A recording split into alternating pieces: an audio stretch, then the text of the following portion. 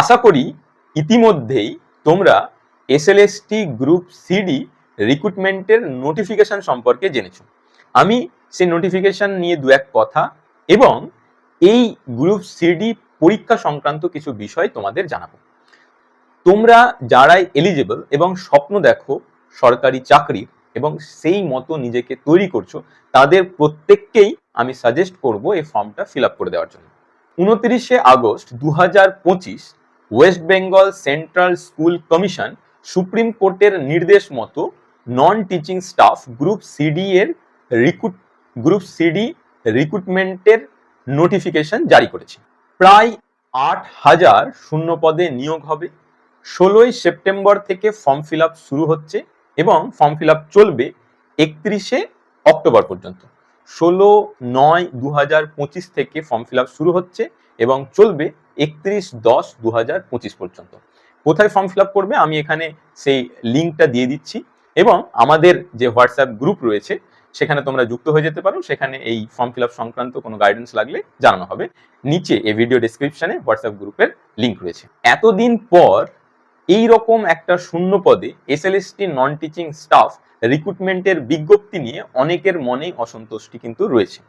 তবে সুপ্রিম কোর্টের নির্দেশ মেনে অ্যাট লাস্ট রাজ্য সরকারকে এই গ্রুপ সিডি এর রিক্রুটমেন্ট করতে হচ্ছে এবং সেটাও তাদেরকে 2025-এর মধ্যেই প্রক্রিয়া সমাপ্ত করতে হবে। সেক্ষেত্রে অল্প সময়েই তোমরা একটা চাকরির সুযোগ পেয়ে যাচ্ছ এবং এই সুযোগের সম্পূর্ণ সৎ ব্যবহার কিন্তু তোমাদের প্রত্যেককেই করতে হবে। আর আমরাও সেই লক্ষ্যেই তোমাদের জন্য ইতিমধ্যেই গ্রুপ সিডি প্রস্তুতির অর্জন ব্যাচ লঞ্চ করেছি। সেই ব্যাচ এবং প্রস্তুতি নিয়ে আমি তোমাদের শেষে জানাচ্ছি। আগে আমরা চলো এই গ্রুপ সিডি এর সিলেবাস এবং পরীক্ষা নিয়ে দু একটা কথা কিছু বিষয় জেনে নিই। তবে তোমরা যারা ভাবছো সঠিকভাবে নিজেকে এই গ্রুপ সিডি পরীক্ষার জন্য তৈরি করবে, তারা নিচে এই যে হোয়াটসঅ্যাপ নাম্বার রয়েছে এই নাম্বারে যোগাযোগ করে জেনে নিতে পারো এই অর্জন ব্যাচ সম্পর্কে এবং কিভাবে প্রস্তুতি দেওয়া হচ্ছে।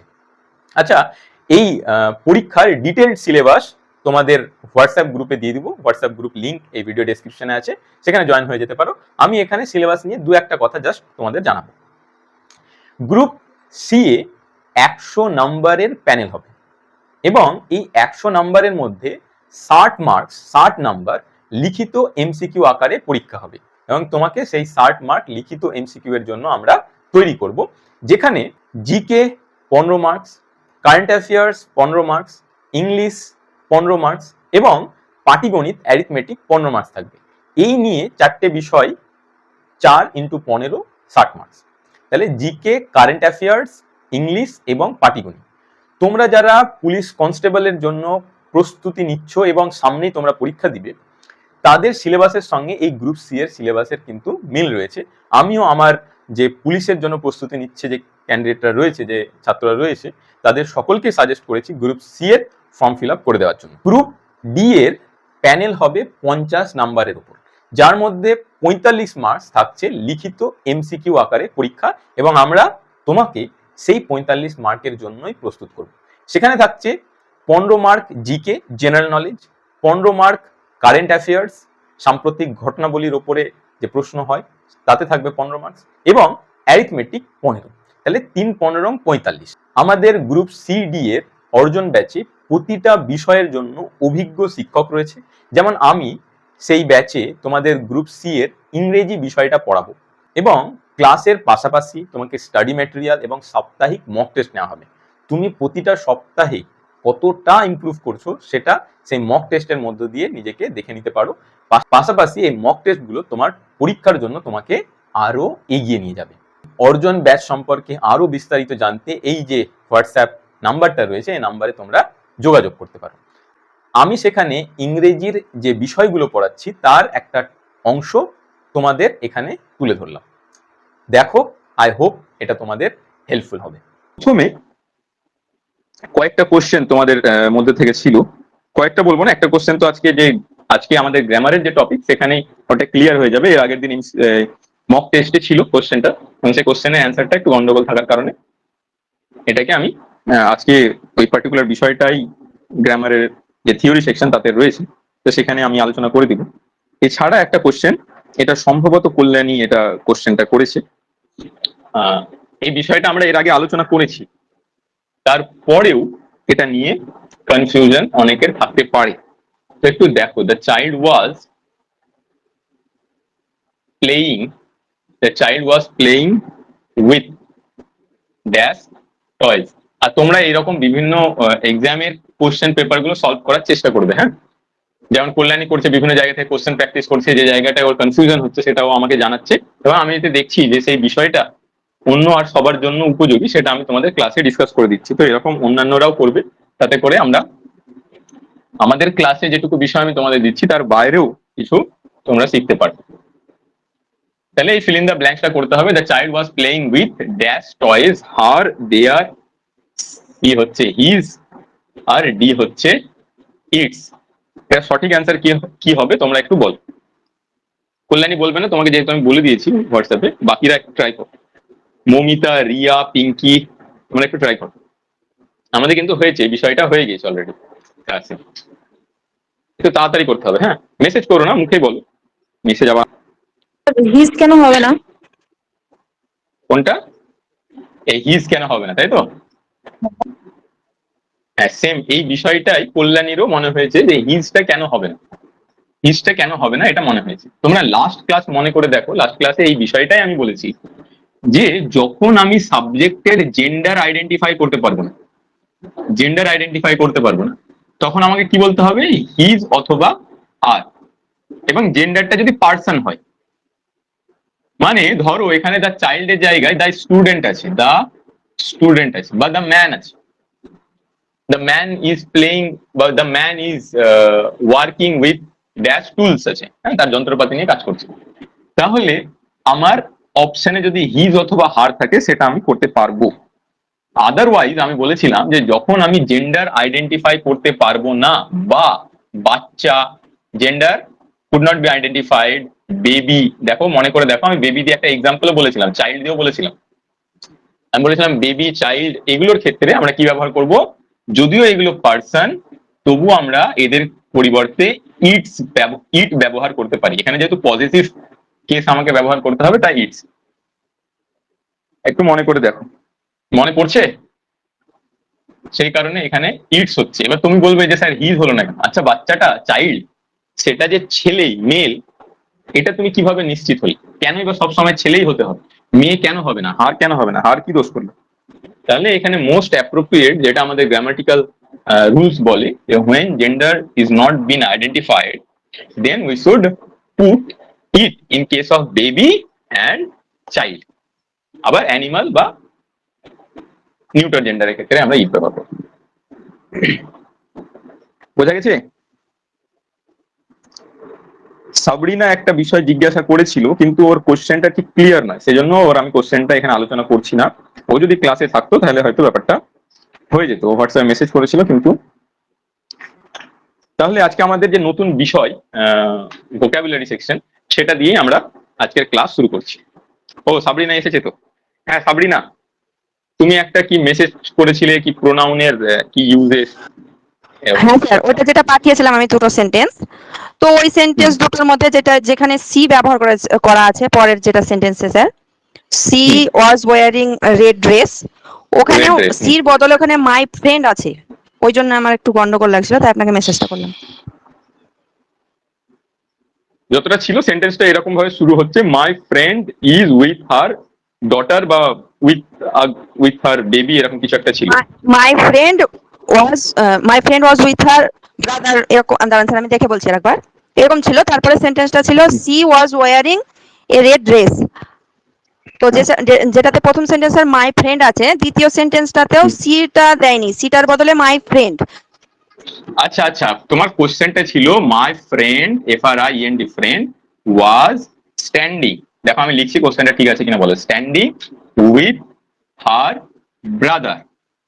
তারপরে সেন্টেন্স ছিল মাই friend was wearing a red dress. ঠিক লিখেছি আমি? পরের সেন্টেন্সটা sir he was wearing a red dress. আমাকে একটু শেষ করতে দাও। তোমার কোশ্চেনটা ছিল এই মাই ফ্রেন্ডের জায়গায় কি বসবে, তাই তো? সি, হ্যাঁ স্যার। হি, দে এগুলোর মধ্যে কোনটা বসবে, দিয়ে আমি তোমাকে বললাম যে এখানে বসবে সি। মানে তুমি আমাকে পাঠিয়েছিলে যে সিটা ঠিক আছে কিনা, আমি বললাম যে হ্যাঁ সি। তো তোমার কনফিউশন যে জায়গাটায় যে এখানে সি হবে না অন্য কিছু হবে, সিটা কি সঠিক, এটাই তোমার প্রশ্ন, তাই তো? এটা ছিল তো? স্যার ওই ওই সিতে হবে ওইটা ঠিক মনে হচ্ছিল। আচ্ছা, স্যার কথা আরো কেউ বলছে কথা। হ্যাঁ কল্যাণী কি বলছো বলো। এখানেও তো জেন্ডারটা মেনশন করেনি, তাই জন্য ফ্রেন্ডটা তো কমন জেন্ডার, তো এখানে সিটা হবে না দেটা হবে স্যার? হ্যাঁ কেন এটা ওখানে আমার ভাগ মনে হয় দেওয়া ইয়ের তো? সাবরিনারও মনে হয় এটা ইয়ে ছিল। এখানে এই যে হার বলা আছে, মাই ফ্রেন্ড, এই যে মাই ফ্রেন্ড আমার বন্ধু, সে কিন্তু একজন মেয়ে। মাই friend was standing with her brother, আমার বন্ধু তার ভাইয়ের সঙ্গে দাঁড়িয়ে আছে। এখানে আমার বন্ধুটা যে ফিমেল আমি এই হার থেকে বুঝতে পারছি। তারপরে বলছে my friend was wearing a red dress, এখানে মাই ফ্রেন্ডের পরিবর্তে কি বসবে, এখানে সি বসবে। Application in your day to day life, বা তার যে একটা ইম্পর্টেন্স আছে বিসাইড গেটিং দ্য জব, চাকরি পাওয়ার পাশাপাশিও এই একটা ল্যাঙ্গুয়েজের একটা ইম্পর্টেন্স আছে। তো সেই ইন্টারেস্টের সঙ্গে শেখো, তাহলে চাকরিও হয়ে যাবে, আবার মানে চাকরির জন্য যেটা দরকার সেটাও কভার হয়ে যাবে, আবার এর যে বাড়তি জায়গা আছে সেটাও তোমার কভার হয়ে যাবে। হ্যাঁ তো চল ভোকাবুলারি সেকশনে আমরা যাই। আমাদের একটা নতুন বিষয় ভোকাবুলারি, সেটাতে আমরা দেখি। মনে হতে পারে যে ভোকাবুলারি স্যার এরকম আবার ভোকাবুলারি পড়ার কি আছে, ভোকাবুলারি তো মুখস্থ করে নিলেই হলো, তাই না? ওটাই করে এসেছি আমরা এর আগে, ভোকাবুলারি মুখস্থ করে নিলাম। তো হ্যাঁ ওইটা আমি পরে পড়াবো, কিন্তু ভোকাবুলারিটা কিভাবে মেমোরাইজ করব সেইটা আমরা এখন কিছুদিন শিখবো। শেখার পর আমি তোমাদের ভোকাবুলারি দিব তৈরি করতে। যদি তুমি এমনি এমনি মুখস্থ করে নাও, যেভাবে নামটা মুখস্থ করে, তাহলে ঠিক যেমন 23-এর ঘরের নামটা এককালে মুখস্থ করেছিল এখন ভুলে গেছি, ওই রকমই হবে। তো সেই কারণে ভোকাবুলারিটা কিভাবে করব, মুখস্থ মানে মেমোরাইজ কিভাবে করব, সেটা আমরা এখানে মেনলি শিখব। আজকে আমি কিছু ওয়ান ওয়ার্ড সাবস্টিটিউট নিয়ে ওয়ান ওয়ার্ড সাবস্টিটিউট পড়াবো। আস্তে আস্তে এই সেকশনটা বাড়বে, আজকে প্রথম দিন তাই এটা করাচ্ছি। ওয়ান ওয়ার্ড সাবস্টিটিউট মানে তোমরা পরীক্ষাতে ভোকাবুলারি থেকে দু রকমের জিনিস দেখে এসেছো। এক, সিনোনিম। সিনোনিমে কি হয়, কোন একটা ওয়ার্ডটাকে তার মোস্ট নিয়ারেস্ট মিনিং খুঁজতে হয়। মোস্ট নিয়ারেস্ট মিনিং, এদিকে খেয়াল রাখতে হবে। মোস্ট নিয়ারেস্ট মিনিং আমরা বলি ওরই অর্থ, ওর অর্থ নয়, ওর কাছাকাছি অর্থ। আর অ্যান্টোনিমে কি হয়, অ্যান্টোনিমে হয় মোস্ট নিয়ারেস্ট অপোজিট, মানে সবচেয়ে কাছাকাছি যে বিপরীতার্থক শব্দ রয়েছে নিচের চারটে অপশন থেকে সেটা খুঁজে বের করো। আবার একটা জিনিস থাকে যে যে কিছু ওয়ার্ড থাকে তার মিনিং কি বলছে সেটা আমাদেরকে খুঁজে বের করতে হয়। তো এই যে মিনিং কি বলছে খুঁজে বের করতে হয়, এটাই কিন্তু দেখা যায় ওয়ান ওয়ার্ড সাবস্টিটিউট।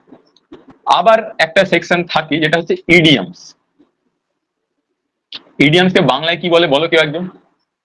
স্যার আমরা বাগধারা, বাংলা বাগধারা। ব্যাকরণে বাংলা বলো কেউ? কেঁচো খুঁড়তে কেউটে। আচ্ছা কেঁচো খুঁড়তে কেউ, ডুমুরের ফুল। যাই হোক কেউটে, এগুলো হচ্ছে বাগধারা, তাই তো?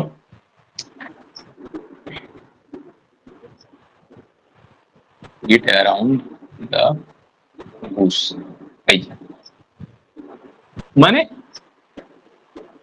এমন একটা কথা যার অর্থ মানে অ্যাপারেন্টলি তার লিটারাল যে মিনিং সেটা কিন্তু অর্থ নয়, তার ভেতরে একটা কিন্তু অর্থ রয়েছে। আমরা ভাষার মাধুর্য আনার জন্য আমরা কিন্তু বাগধারা ব্যবহার করি। তো সেই রকম ইংরেজিতেও রয়েছে ইডিয়ামস, যেমন কাপ অফ টি, তাই না? কাপ অফ টি মানে এমনি অ্যাপারেন্টলি আমাদের কাছে যদি আসে তাহলে কাপ অফ টি মানে চায়ের cup. Bit around the Bush, জঙ্গলের চারিধারে বাড়ি মারা। কিন্তু এদের অর্থ যদি আমরা দেখি, যেমন ইংলিশ ইজ নট মাই, আচ্ছা আজকে আমি না একটু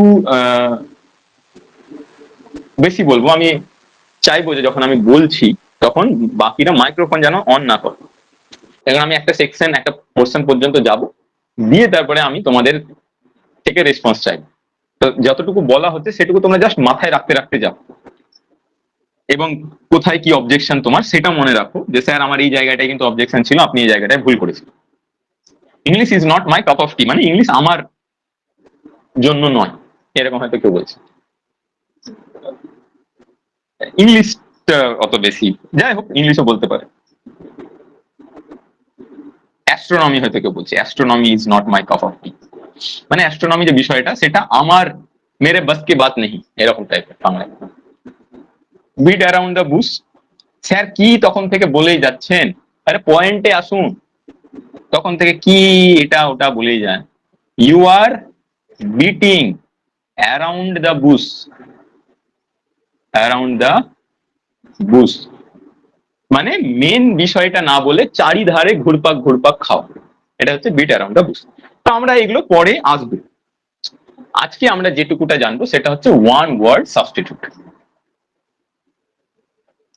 তো এই যে আমি কথার মধ্যে দিয়ে তোমাদের বললাম যে আরে স্যার আপনি কি বলছেন, মেন পয়েন্টে আসুন, you are beating around the bush, আপনি চারিধারে ঘুরপাক ঘুরপাক খাচ্ছেন। তো আমাদের ভোকাবুলারিটা এইভাবেই করতে হবে, আর আমি এইভাবেই পড়াবো।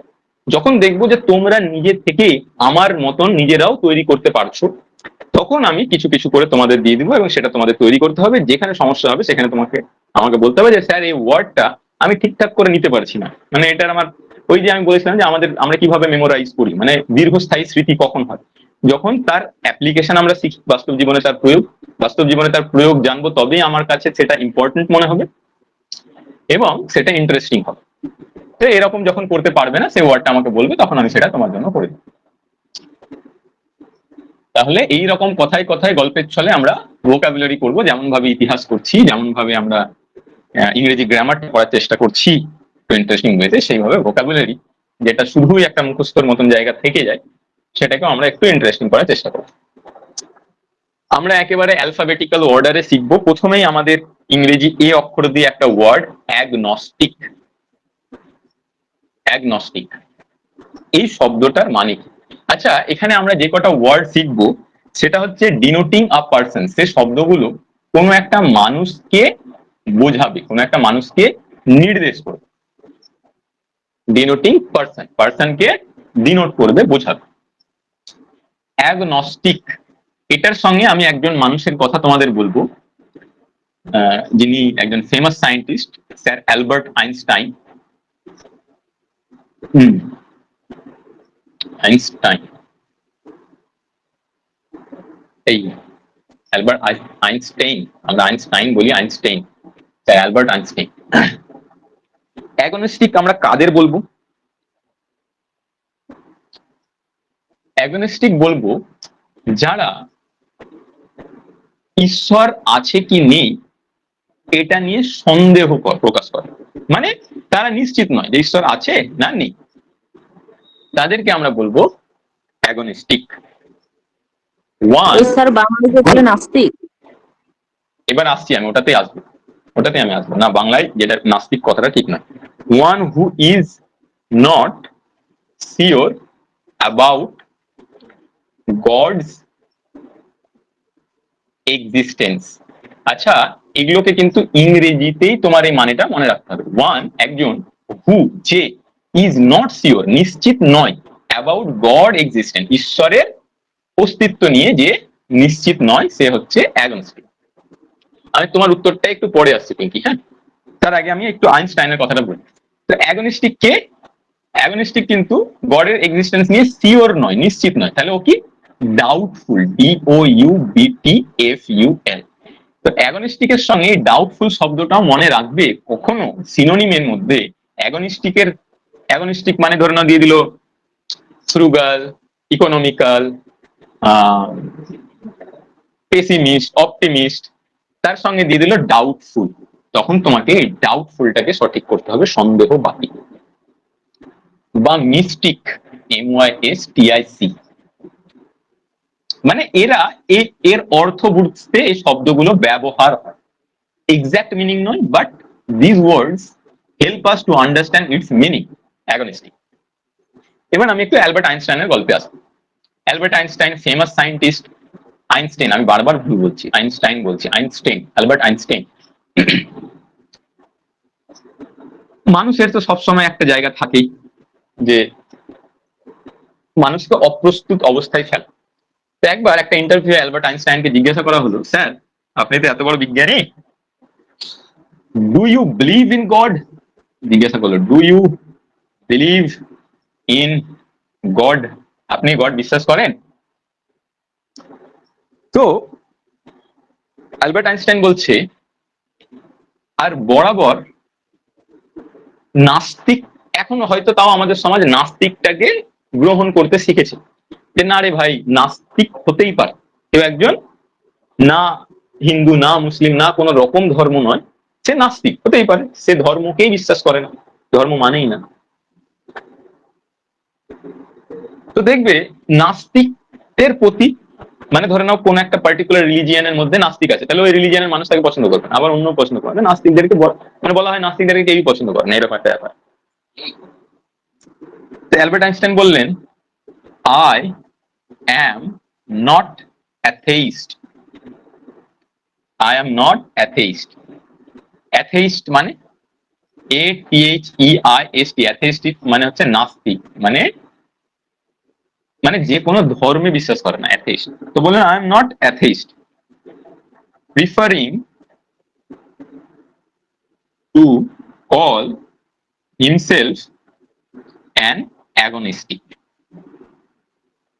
অ্যাগনস্টিক, অ্যাগনস্টিক, অ্যাগনস্টিক মানে কি? Religious non believer. Religious non, BELIEVER, religious non believer. এই শব্দটা মনে রাখবে, religious non believer. Albert Einstein বললেন যে আমাকে রিলিজিয়াস নন বিলিভার বলুন বা অ্যাগনস্টিক বলুন, তার কারণ বিজ্ঞানে একটা পর্যায় পর্যন্ত বিজ্ঞান যেতে পেরেছে, তার বাইরে এখনো প্রমাণ করতে পারেনি, মানে বিজ্ঞান প্রমাণ করতে পারেনি গড বলে আদতে কিছু আছে কিনা। তো আমিও আমার সারাটা জীবন লাগিয়ে ফেলেছি, আমি প্রমাণ করতে পারিনি যে গড আছে কি না। তাহলে আমাকে যদি জিজ্ঞাসা করেন যে গড আছে, তাহলে আমি বলবো I don't know, I am not sure about that, আমি ওটা নিয়ে নিশ্চিত নই। তাই আইনস্টাইনের মতন যে সমস্ত মানুষ যারা নিশ্চিত নয়, যারা প্রমাণের উপরে নির্ভরশীল, তারা হচ্ছে অ্যাগনস্টিক, মানে তাদেরকে কেউ যদি প্রমাণ করে দেয় যে গড আছে, তারা বিশ্বাস করে নেবে, বা তারা যদি প্রমাণ করে দেয়। Religious non believer. এখন নাস্তিকরা কি? নাস্তিকরা পরিষ্কার বলবে যে গড হয় না, গড ফড এসব নেই, কোনো ধর্ম টর্ম এসব মানি না, ধর্ম আমি কিছু মানি।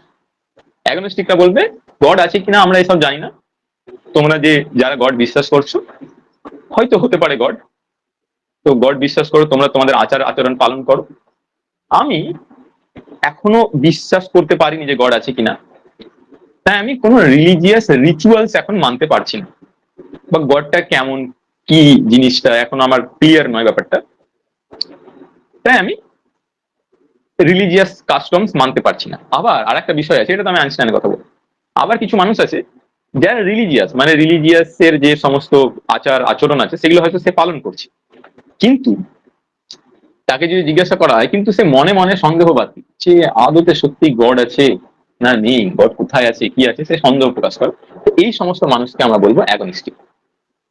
এবার বলো ক্লিয়ার, এটা বলে ফেলেন।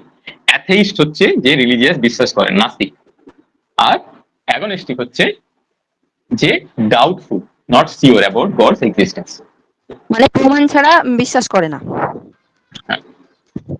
তো আই হোপ এই যে গল্প থেকে অনেকেই এই অ্যাগনস্টিকের সঙ্গে অ্যাথেইস্টকে গুলিয়ে ফেলে। আশা করছি তোমাদের যখনই এরকম গুলাবে তখন তোমরা আইনস্টাইনের কথা মনে করবে। স্যার এই ঘটনাটার পরই তো মনে হয় প্যারালাইসিস হয়ে গেছিল আইনস্টাইন। এটা কোনো কথা না, এটা মানে শোনা যায় স্যার যে, দেখো হ্যাঁ কিন্তু নাকি এই অনেক, হ্যাঁ এমনটা বলে, এই ইন্টারভিউটা দেওয়ার পরে নাকি প্যারালাইসিস হয়ে গেছে। কিন্তু আমাকে যদি জিজ্ঞাসা করো তো আমি সায়েন্টিফিক যে বিষয়টা রয়েছে সেটাই, যে ওনার সেই সময়ে আস্তে আস্তে অনেক বয়স হয়ে গেছিল এবং তিনি তার লাইফস্টাইলটা এমন নিয়ে গিয়েছিলেন যে এটা খুব স্বাভাবিক তার মতন মানুষের ক্ষেত্রে ওই বয়সে গিয়ে এবং জীবনের এত শরীরকে টর্চার করেছে প্যারালাইজ হওয়াটা স্বাভাবিক। এটা এমন হয়নি যে সেই দিন কাজ করছিল ইন্টারভিউ দিল, দিয়ে উঠে গেল আর ও প্যারালাইজ হয়ে গেল, এমনটা হয়নি কিন্তু। ব্রেনের নার্ভটা তার মানে হয়ে গেছে, আস্তে আস্তে শুকিয়ে যাচ্ছিল, নার্ভের প্রবলেম হয়ে গেছে। এগুলো বিলিফ, ঠিক আছে। যেমন তোমাদেরকে এর আগের দিন আমি হিস্ট্রি বলেছিলাম, এখানে যদিও তবে একটু বলেই নি, যেহেতু তোমরা সকলেই ছিলে ক্লাসে।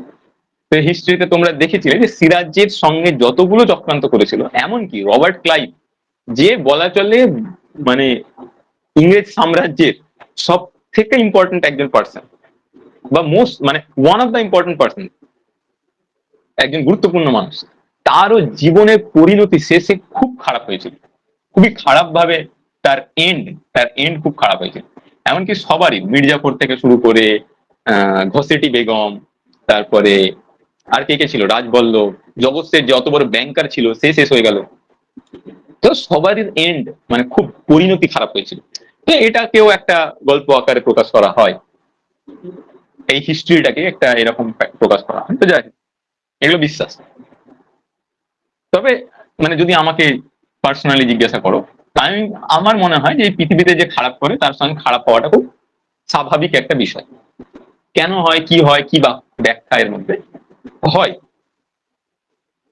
এবার তুমি বলবা যে আরে স্যার, আমাদের রাজ্যের যে মাথায় বসে আছে এত খারাপ করছে, ওর তো খারাপ দেখতে পাচ্ছি না, ও তো প্যারালাইজ হচ্ছে না, হ্যাঁ হুইল চেয়ারে ঘুরে বেড়াচ্ছে ঠিকই আছে, কিন্তু হচ্ছে না তো, হুইল চেয়ারে বসার মতন অবস্থা তো হচ্ছে না। তো আমার মনে হয় যে ও হয়তো মানসিক ভাবে প্যারালাইজ হয়ে গেছে, মানসিক ভাবে সে প্যারালাইজ হয়ে গেছে। শুধুই যে শারীরিক ক্ষয় হবে এমনটা নয়, শারীরিক ক্ষয়ের থেকে মানসিক ক্ষয়টা অনেক বেশি ভয়ানক। আচ্ছা হাসছে পিঙ্কি, চলো। অল্ট্রুইস্ট কি?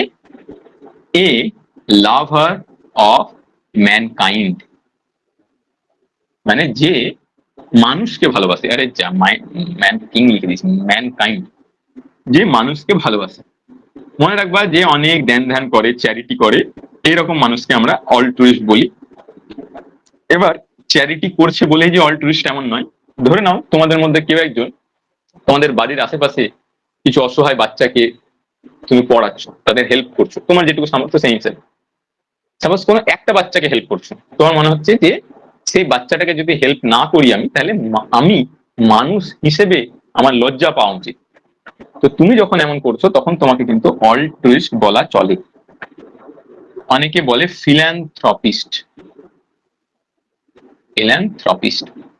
ফিল্যান্থ্রপিস্ট কথাটা তোমরা শুনেছো, ফিল্যান্থ্রপিস্টের সঙ্গে যেমন বিল গেটসের নাম আছে, তাই না? কারণ বিল গেটস অনেক ধ্যান করে, মানুষের অনেক উপকারের জন্য অনেক কাজ করে, বিল গেটস এর নাম আছে। রতন টাটা স্যার। হ্যাঁ, আরে বাবা ঠিক, রতন টাটা। তাহলে ওটা স্যার বিশ্বপ্রেম এদের গেল না স্যার, ফিলান্থ্রপিস্ট বিশ্বপ্রেমী বিশ্বপ্রেম না গো, বিশ্বপ্রেমিক, হ্যাঁ। বিশ্বপ্রেমী বলাটা ঠিক না, মানব প্রেম। আচ্ছা ভালো, ইংরেজি বাংলা পেয়ে গেছি, খুব সুন্দর। মানব বিশ্বপ্রেম মানে প্রেম। সকল মানুষের মানে সব মানে সব প্রেমিক হবে ওটা, বিশ্ব মানব প্রেমিক।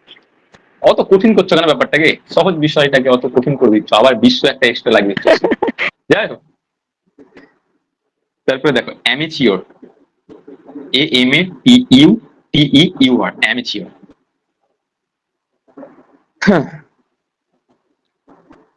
অ্যামেচিওরটা কাকে বলবো?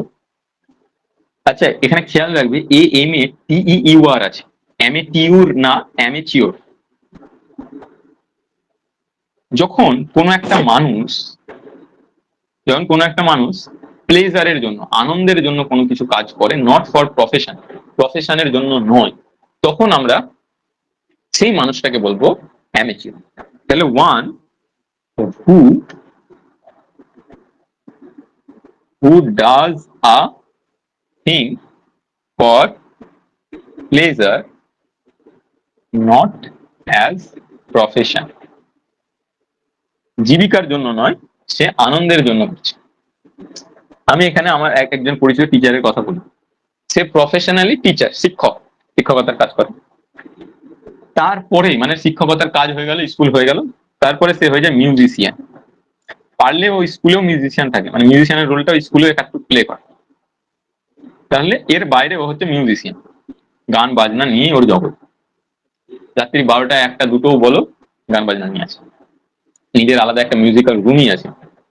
তো এই মানুষটা যখন স্টেজে পারফর্ম করছে, স্টেজে হয়তো কোনো গান করছে, উনি কিন্তু শিক্ষক, টিচার, উনি যখন সিঙ্গিং করছেন মানে সিঙ্গার হিসেবে রোল প্লে করছেন, তখন আমি তাকে বলবো অ্যামেচিওর। ঠিক আছে, তখন আমি তাকে বলবো amateur because he is doing that particular job or task for pleasure. আচ্ছা, তোমরা ঠিকঠাক শুনতে দেখতে পাচ্ছ তো? কারো কোনো অসুবিধা হচ্ছে কি? আমি একটু দেখি। না স্যার। ঠিক আছে।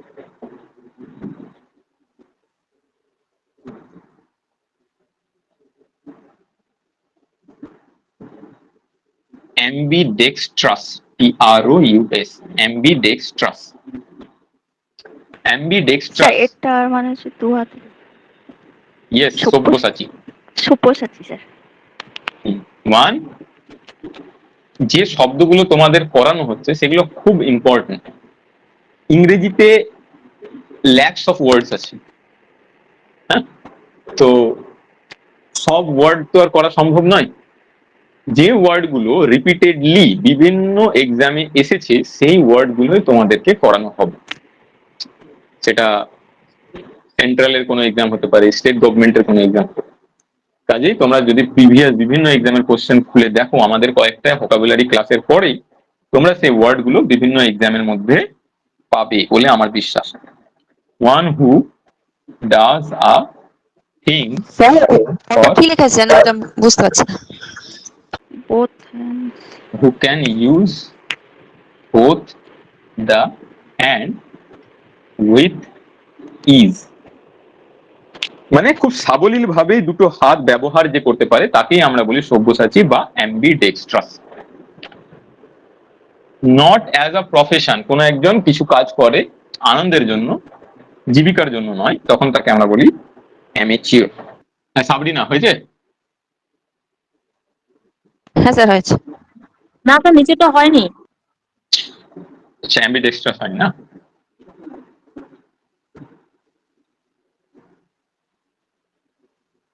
তোমরা যখনই ভোকাবুলারি করবে, আমি যদিও বাংলা বলছি কিন্তু ইংরেজিটা মাথায় রাখতে হবে, হ্যাঁ। বাংলাটা যদি শুধু মাথায় থেকে যায় তাহলে কিন্তু আবার কোশ্চেন সলভ করতে সমস্যা হবে। বাংলাটা জাস্ট বোঝানোর জন্য বলছি। 5 হচ্ছে অ্যানার্কিস্ট। অ্যানার্কিস্ট, অ্যানার্কিস্ট কি?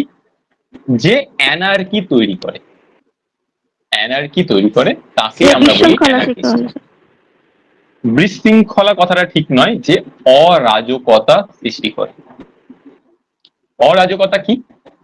অরাজকতা হচ্ছে যখন কোনো একজন রুলার বা শাসক বা গভর্নমেন্ট তাকে হটিয়ে দিতে চায়, তাহলে কোনো একটা জায়গায় যখন গভর্নমেন্ট হটে যাবে, রুলার চলে যাবে, তখন সেই জায়গায় কি তৈরি হবে? অ্যানার্কি তৈরি হবে, অরাজকতা তৈরি হবে। যে এই কাজটা করে তাকে বলা হয় অ্যানার্কিস্ট। সাধারণত যে মাওবাদী হয় তাদের টেন্ডেন্সি থাকে যে সিটিং গভর্নমেন্ট তাকে সরিয়ে দেবো। দেখবে বিশেষ করে যে মিডল ইস্ট কান্ট্রি গুলো রয়েছে সেখানে ওই বিভিন্ন যে শক্তি ওদের মাওবাদী সংগঠন, তারা কি করে, গোষ্ঠীদ্বন্দ্ব করবে, দিয়ে হয়তো আরে গাদ্দাফিকে মেরে ফেললো না, গাদ্দাফি অবশ্যই খারাপ একটা রুলার ছিল, কিন্তু তাকে মেরে ফেললো, ওখানে রিভল্ট হলো, দিয়ে মেরে ফেললো। তো তারপরে একটা কি হলো, অ্যানার্কি তৈরি হলো। তো এইরকমই যারা গভর্নমেন্টকে সরিয়ে দেয়, অরাজকতা অ্যানার্কি তৈরি করে, তাদেরকে আমরা বলি অ্যানার্কিস্ট। তাহলে one who is out to destroy, একজন যে বেরিয়েছে বাড়ি থেকে কি করতে, টু ডেস্ট্রয় অল গভর্নমেন্টস।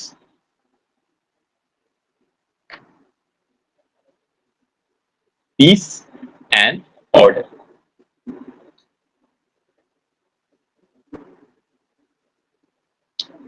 তুমি যেটা বলছো বিশৃঙ্খলা, হ্যাঁ, সিনোনিম বলা যেতে পারে অ্যানার্কি, মানে অরাজকতা হলে বিশৃঙ্খলা তৈরি হবে। তারপর হচ্ছে অ্যাপোস্টেট। অ্যাপোস্টেট কি? অ্যাপোস্টেট হচ্ছে একজন মানুষ যে একটা সময় পর্যন্ত রিলিজিয়াস, খুব রিলিজিয়াস বিলিভার ছিল, মানে রিলিজিয়াসকে মানত। এখন সে তার যে বিশ্বাস সেটা চেঞ্জ করে ফেলেছে।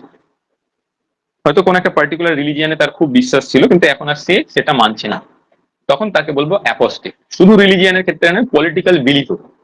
হয়তো পলিটিক্স এর একটা আইডিওলজি থাকে, তো মানে কোন একটা পার্টির একটা বিশেষ আইডিওলজি আছে, তো কোন একটা মানুষ সেই আইডিওলজিতে সাধারণত এটাই হওয়া উচিত, কিন্তু আমাদের দেশে এখন অন্য সিস্টেম চলছে, পাওয়ার অ্যান্ড মানি এর টানে সবাই পার্টি জয়েন করছে।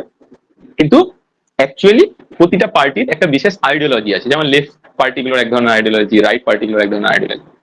তো কেউ সেই আইডিওলজিতে অনুপ্রাণিত হয়ে, মানে একটা সময় হতো, এখনকার কথা বলছি না, এখনকার তুমি তখন আবার বুঝতে পারবে না, মানে আগের কথা ভাবো, অনেক আগে। তো সেই আইডিওলজিটাকে মেনে সেই পলিটিক্যাল পার্টি তাতে তার ফেথ তৈরি হতো, সেই পলিটিক্যাল পার্টিটা মেনে চলত। এবার কোনো কারণে সে সেই বিশ্বাস তার ভঙ্গ হলো, দিয়ে হয়তো অন্য একটা বিলিফ এর মধ্যে সে গেল, তাহলে সে তার he changed his faith and belief, সেই মানুষটাকে আমরা বলবো অ্যাপোস্টেট। এবার এখন যদি তুমি দেখতে যাও, তাহলে প্রায় নেতা মন্ত্রী তুমি অ্যাপোস্টেট পেয়ে যাবে, ঠিক আছে, ডান থেকে বাম, বাম থেকে ডান। আচ্ছা, তাহলে কোনো একজন এরকম মানুষের কথা মনে করে নিবে অ্যাপোস্টেটের সঙ্গে, অনেকেই এখন আছে। তাহলে অ্যাপোস্টেট কি? আ person who has changed his faith. এটা রিলিজিয়াসও হতে পারে, আবার পলিটিক্যাল হতে পারে।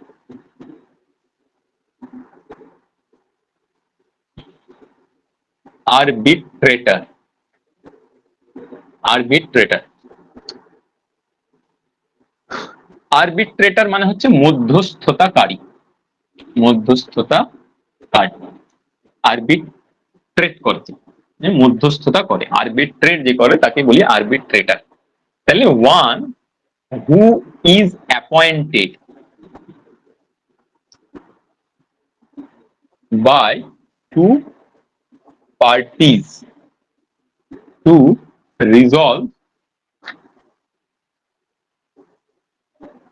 রিজলভ বা সলভ দ্য ডিসপিউট।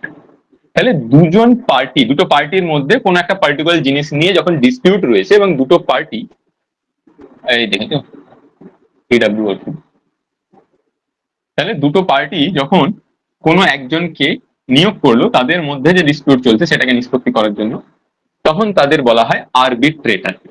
এখন এই আরবিট্রেটরের সঙ্গে কার কথা মনে রাখবে?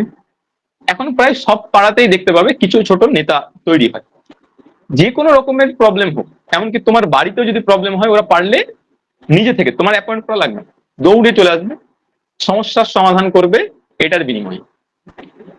তো তাদেরকে আমরা বলছি আরবিট্রেটর, যে মধ্যস্থতা করে। কিন্তু বিষয়টা হচ্ছে সেই যাদের মধ্যে, যে দুটো পার্টির মধ্যে ডিসপিউট, তারাই নিয়োগ করার কথা।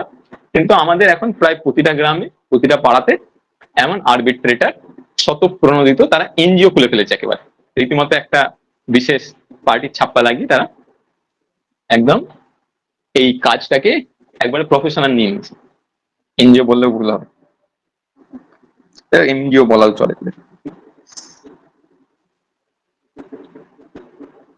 তারপর হচ্ছে অ্যাসেটিক। অ্যাসেটিক কাকে বলবো? অ্যাসেটিক যে অস্টার লাইফ লিড করে, অস্টার লাইফ লিড করে। One who leads austere life, AUSTERE। Austere লাইফটা কি আবার? অস্টার লাইফ হচ্ছে কোনো একজন যিনি এই পার্থিব সুখ চাহিদা, চাওয়া পাওয়া বিসর্জন দিয়ে বৃহৎ উদ্দেশ্য সাধনের জন্য একটা সাধারণ সাদামাটা জীবন লিড করে, তাকে বলি অস্টার। তাহলে অস্টার তাকেই বলবো যে কি করবে, ফিজিক্যাল এই পার্থিব আনন্দ এবং সুখ স্বাচ্ছন্দ্য বিসর্জন দিয়ে রিলিজিয়ান হতে পারে বা স্পিরিচুয়াল আধ্যাত্মিকতা পাওয়ার জন্য সে জীবনযাপন করে, তখন আমরা সেই জীবনযাপনটাকে বলি অস্টার লাইফ। এবং এইটা যে করে one who one who leads austere life, তাকে আমরা বলি ইজ ফর কি অ্যাসেটিক, ASCETIC। আচ্ছা, এটাকে বলা চলে তপস্বী বাংলায়। তাহলে অস্টার লাইফটা কি? অস্টার লাইফটা জেনে রাখো, সামওয়ান হু, আরে যা, ঠিকই আছে, someone who practice self discipline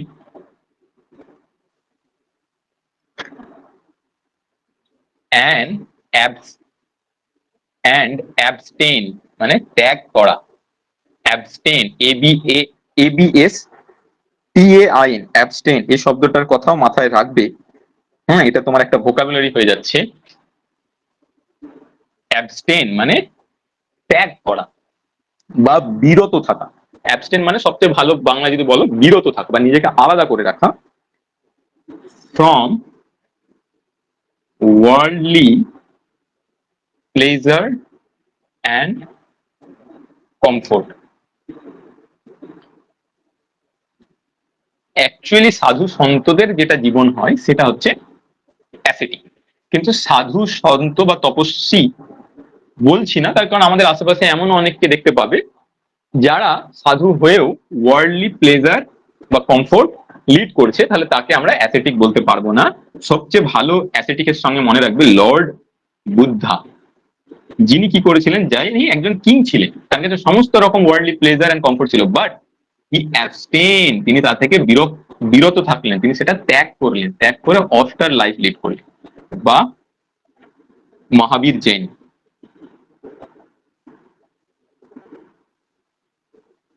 এই দুজনের নাম মনে রাখবে। এর সঙ্গে 9 নম্বর করে অ্যাথেইস্টটা মনে রেখো, এটাও যেহেতু এ দিয়ে তৈরি হয়েছে, যদিও আমি প্রথমেই এটা বলে দিয়েছি, নাস্তিক মানে one who does not believe in religion or God, one who does not believe in God or religion। Atheist মানে নাস্তিক। তাহলে আস্তিক মানে কি? আস্তিক মানে হচ্ছে থেইস্ট, THEIST, থেইস্ট মানে অ্যাথেইস্টের অ্যান্টোনি, অপোজিট, বিপরীতার্থক শব্দ। আজকে এইটুকুই ভোকাবুলারি। এই পর্যন্ত তোমার যদি কোনো কথা বা জানার বা কোনো মতামত প্রকাশের ইচ্ছা থাকে বা কিছু জানানোর থাকে, তাহলে আমাকে জানাতে পারো। এরপরে আমাদের যেমন গ্রামাটিক্যাল সেকশন চলছিল, এর আগের দিন যে জায়গাটায় ছেড়েছি সে জায়গা থেকে আমরা আজকে আবার শুরু করবো। তাড়াতাড়ি তোমার ভ্যালুয়েবল মতামত আমাকে একটু দাও।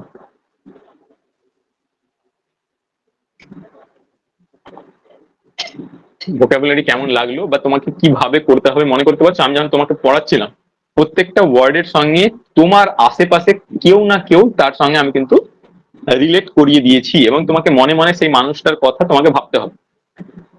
আমরা এই রকম শব্দ মনে করতে পারি না, জানো তো, আমাদের ব্রেনটা এইরকম, আমরা শব্দ মনে করতে পারি। মানে যদি আমাকে শুধু ক্যাট, ক্যাট মানে বেড়াল, ক্যাট মানে বেড়াল এটা করানো হতো, সেটা আমার মনে থাকতো না। কিন্তু আমরা যখনই ক্যাট ভাবি, আমাদের সাবকনসিয়াস মাইন্ডে কিন্তু বেড়াল চলে আসে, মানে যার দুটো পা, মুখের সুর ছোট্ট, হ্যাঁ, ম্যাও ম্যাও করে, সেটা। তো সেই রকম তুমি যখন অ্যাপোস্টেট করছো, আরবিট্রেটার করছো, অ্যাসেটিক করছো, তুমি মনে মনে এমন কোনো একটা মানুষের কথা যদি ভেবে নাও যার সঙ্গে অর্থগতভাবে এই শব্দের মিল রয়েছে, তাহলে তোমার কাছে বিষয়টা বার্ডেন হবে না, মানে বোঝা হবে না যে আরে বাপরে আমাকে আজকে 9খানা শব্দ, নতুন শব্দ মাথায় রাখতে হচ্ছে, এমনটা হবে না। বলবেন বলো। ওটাই তো বলেছিলাম স্যার, আমার কথা শুনতে পাচ্ছেন কিনা? হ্যাঁ, শুনতে পাচ্ছি, একদম ক্লিয়ার। স্যার অ্যামেচার যেটা বললেন, hmm, one who does thing for pleasure not an profession, তাই তো স্যার? আমি ওখানটায় আমার কানেকশন কেটে গেছিল, ঠিক আছে তো স্যার? একদম জিনিসটা বুঝতে পেরেছো কি? না মানেটা তো স্যার, আমি মনে হয়ে ওটা গেছে বুঝতে তোমার। পারি না, না না স্যার, বুঝতে পারিনি ওটা আমি। তাহলে তুমি আরেকবার রেকর্ডিংটা দেখে নিও। আমি যদি ছোট্ট করে বলে দিচ্ছি, তোমার কি কোনো ভালো লাগার জিনিস আছে? বলো, কি করতে তোমার ভালো লাগে? সাবরিনা বলো। কি করতে ভালো লাগে স্যার? হ্যাঁ, করতে ভালো লাগে, মানে হবি অ্যাকচুয়ালি আমি তোমাকে জিজ্ঞাসা করছি। হবি বলতে গেলে স্যার হ্যাঁ বাগানের একটু শখ আছে, গাছ লাগানো। বাগানের শখ আছে, তাহলে তোমার এটা শখ। তুমি হয়তো, আমি বললাম যে সাবরিনা আমার এখানে এরকম জায়গা আছে, তোমার তো বাগান করতে ভালো লাগে, একটু আমার করে দিও না। আমি তোমাকে টাকা দিব না, হ্যাঁ, ক্লিয়ার করে দিচ্ছি সেটা। তুমি যেহেতু শখ তোমার ভালো লাগে এবং তুমি খুব সুন্দরভাবে ওটা করো, বা তুমি টাকা নিয়ে বদারও নয়, আমার মনে হলে কিছু দিলাম হয়তো, তুমি টাকার কথা বলোই নি। স্যার আপনার তো এরকম জায়গা আছে, আমার বাড়িতে গার্ডেন করতে খুব ভালো লাগে, তুমি এসে গার্ডেনিং করতে পারলে মনের সুখে করছো। তখন আমি তোমাকে দেখিয়ে বলবো, she is an amateur in the field of gardening. তখন আমি তোমাকে দেখিয়ে বলবো যে সে হচ্ছে একজন amateur in the field of gardening. এই যে গার্ডেন করার ক্ষেত্রে সে একজন অ্যামেচিওর, মানে সে আনন্দতেই করে এটা। এবার আমি ধরুন একজন লোক লাগালাম, বললাম এরকম জায়গা আছে, আপনি একটু আমার গার্ডেনিং করে দেন তো। দরদাম করবে ও প্রথমে, এই রেট লাগবে, আরে বাবা করেন, কি করা যাবে, দিয়ে টাকা দিয়ে লাগালাম, তো করে। ওকে কিন্তু আমি অ্যামেচিওর বলবো না, আমি তোমাকে বলবো অ্যামেচিওর, বুঝতে পারলে? হ্যাঁ স্যার ক্লিয়ার। এখনো মনে মনে বলছে, বলেই ভুল করলাম রে।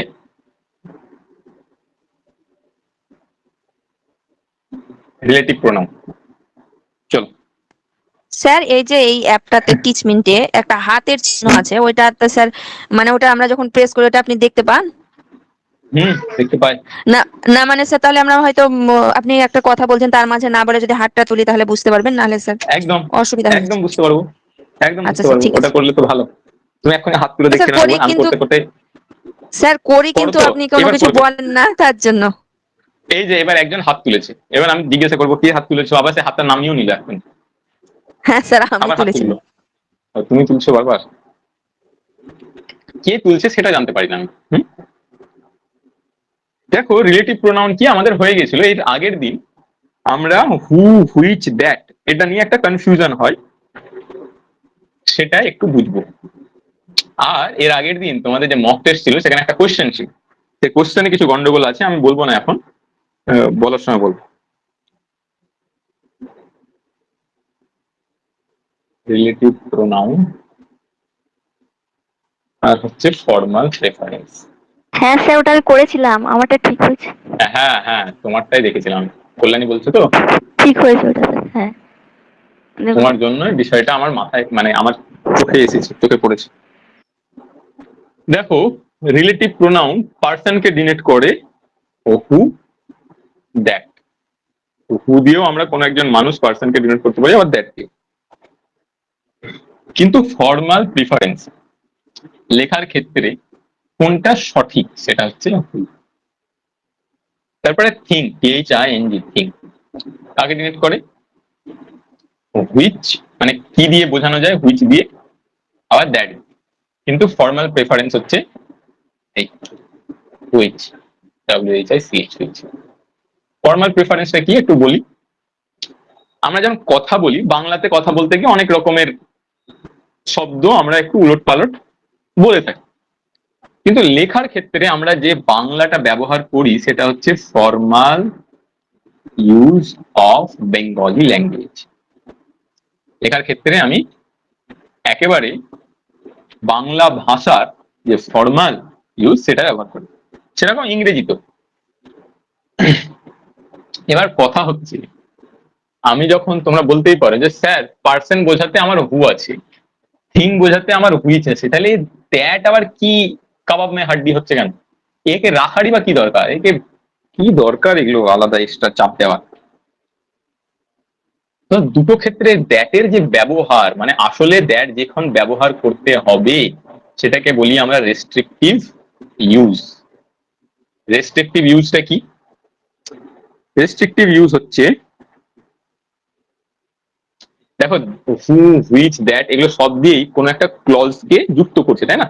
একটা কমপ্লেক্স সেন্টেন্স, কমপ্লেক্স সেন্টেন্স মানে সেখানে দুটো সেন্টেন্স, বা দুটো সেন্টেন্স বলা ঠিক নয়, দুটো ক্লজ বা মোর দ্যান টু ক্লজ থাকে, সেই ক্লজ গুলো যুক্ত করতে সাহায্য করে এই রিলেটিভ প্রোনাউন গুলো। তাহলে যখন কোনো একটা ক্লজ কি করে, when a clause gives important information এবং সেই জায়গায় দ্যাট বেশি মানে অ্যাকুরেট মানে ক্রিয়েট করে, সেখানে আমরা দ্যাট ব্যবহার করি। ব্যাপারটা একটু কেমন হেজি হেজি লাগছে, একটু আমি এক্সাম্পল দিই। প্রথমে এই ফর্মাল ইউজ আর ইনফর্মাল ইউজটা দেখি।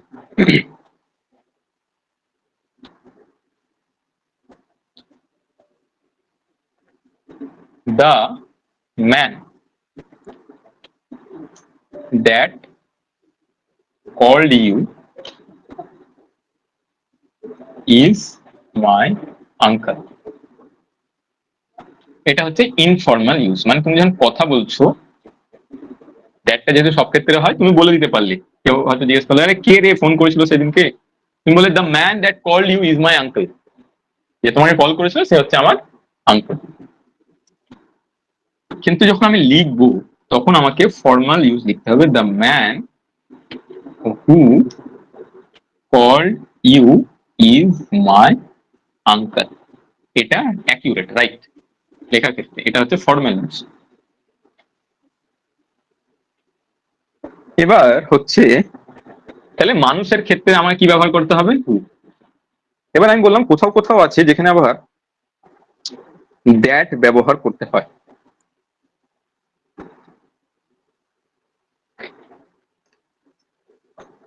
যেমন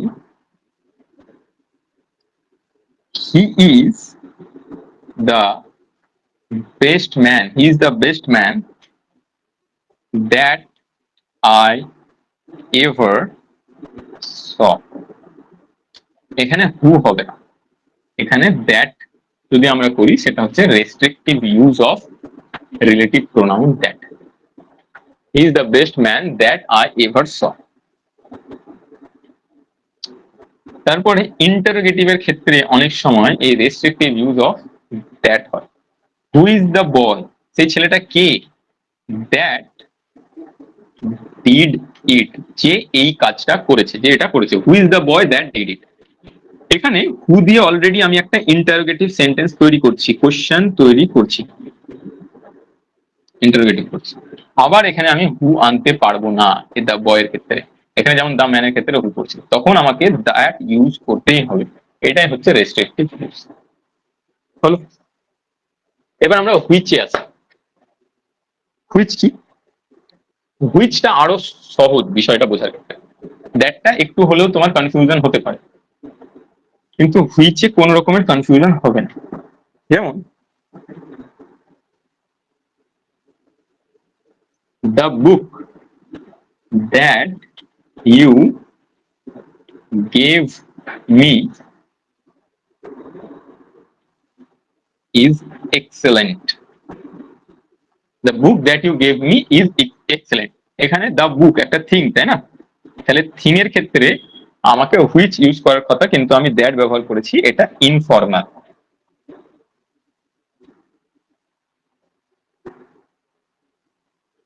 এটা হুইচ ব্যবহার করাটাই অ্যাপ্রোপ্রিয়েট। দ্য বুক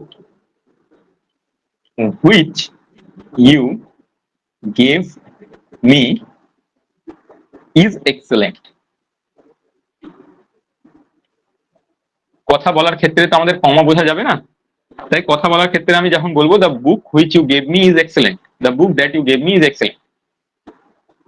আমরা যখন হুইচ ব্যবহার করব, এই জিনিসটা খুব ভালোভাবে খেয়াল রেখো, তখন আমার এই ক্লজ অ্যাড করতে এবং হুইচ দিয়ে যখন আমি করব কমপ্লেক্স সেন্টেন্স, তখন কমা আসবে, তখন কমা ব্যবহার করতে হবে। কিন্তু দ্যাট ব্যবহার করলে আমাকে কোনো কমা ব্যবহার করতে হবে না।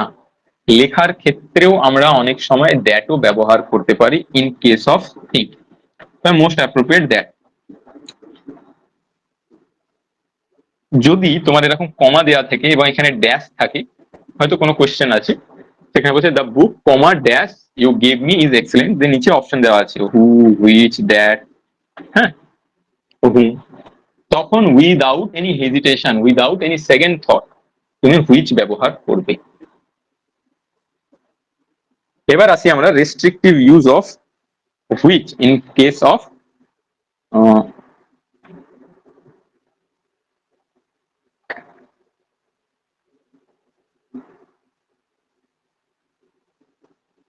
আচ্ছা, এখানে আরো একটা কথা বলার আছে।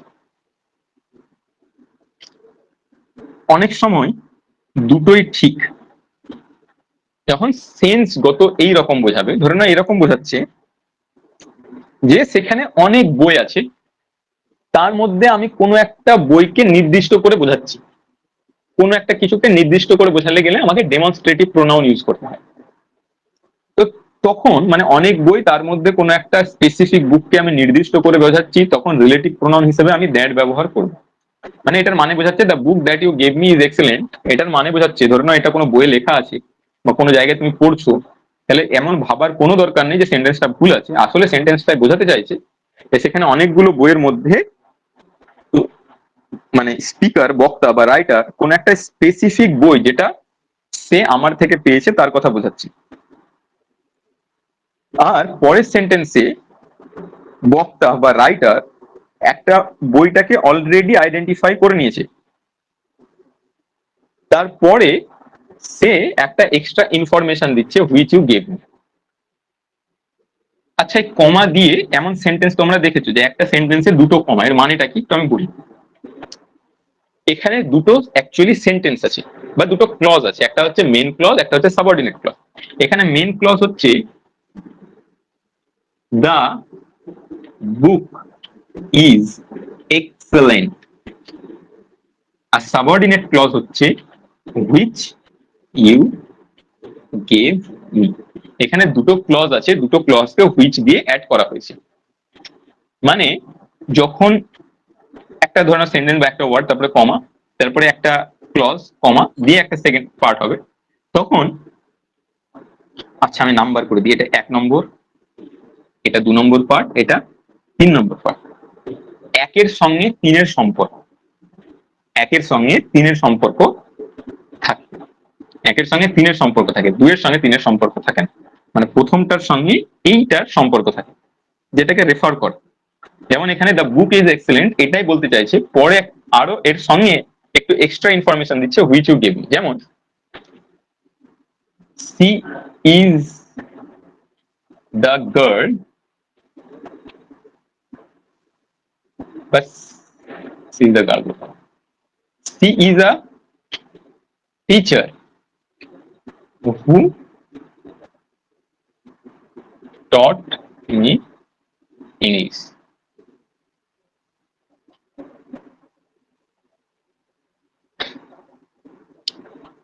এখানে মেন সেন্টেন্স হচ্ছে এইটা, এটা ইন্ডিপেন্ডেন্টলি একটা সেন্টেন্স ফর্ম করতে পারে, এটা হচ্ছে সাবঅর্ডিনেট ক্লজ। বক্তা মেন যে ইনফরমেশন দিতে চাইছে এই কথাটার মধ্যে, সেটা হচ্ছে সে একজন শিক্ষক, তারপরে অ্যাডিশনাল ইনফরমেশন দিচ্ছে যে সে আমাকে ইংরেজি পড়ায়। সেই রকমই এখানে বক্তা আইডেন্টিফাই করে ফেলেছে যে বইটা কিন্তু এক্সেলেন্ট, নিজে থেকে আইডেন্টিফাই করেছে। এবার ওই বইটা সম্পর্কে সে একটা এক্সট্রা ইনফরমেশন দিচ্ছে যে হুইচ ইউ গেভ মি, যেটা তুমি আমাকে দিয়েছো। আই হোপ আমি দ্যাট এবং হুইচের যে বিষয়টা সেটা আমি বোঝাতে পারলাম। এরপরেও যদি কারো কিছু কনফিউশন মনে হয় সে আমাকে জিজ্ঞাসা করতে পারে।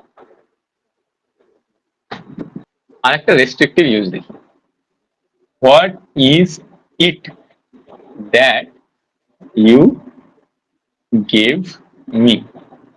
এখানে ইট মানে কি, কোন একটা জিনিস বোঝাচ্ছে থিং, তাহলে থিং এর ক্ষেত্রে আমার হুইচ হওয়ার কথা, কিন্তু আমি কি করতে হবে, আমাকে এখানে দ্যাটই ব্যবহার করতে হবে, এখানে হুইচ ব্যবহার করা যাবে না।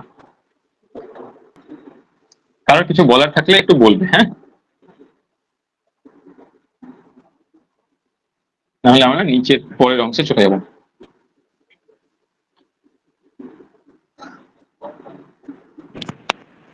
স্যার, ওই যে ওটা বলো। লিখলেন না, what is it that you gave me, things এর ক্ষেত্রে ইটটা ব্যবহার হচ্ছে, তো ওখানে হুইচটা হবে না কেন? ওটা না একটু মানে বুঝতে পারলাম না, হুইচটা হবে না কেন স্যার?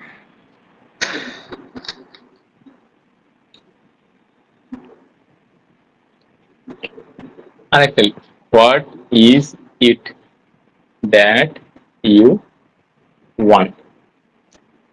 হোয়াট ইজ ইট, এটা কি যেটা ইউ ওয়ান্ট, তুমি চাইছো। এখানে দেখো নির্দিষ্ট করে কোনো একটার কথা বলছে, এখানে নির্দিষ্ট করে কোনো একটা কিছুর কথা বলছে। নির্দিষ্ট করে যখন কিছু বলবে এবং সেটাকে রেফার করব, যদিও এখানে একটা ক্লজকে অ্যাড করছে, কিন্তু এখানে একটা নির্দিষ্ট করে কোনো জিনিসের কথা বলছে, সেই কারণে আমাদের এখানে দ্যাট ইউজ করাটা most appropriate in case of which. মানে যদি বলি what is it which you want, তাহলে কি হবে একটা ইন জেনারেল সেন্স।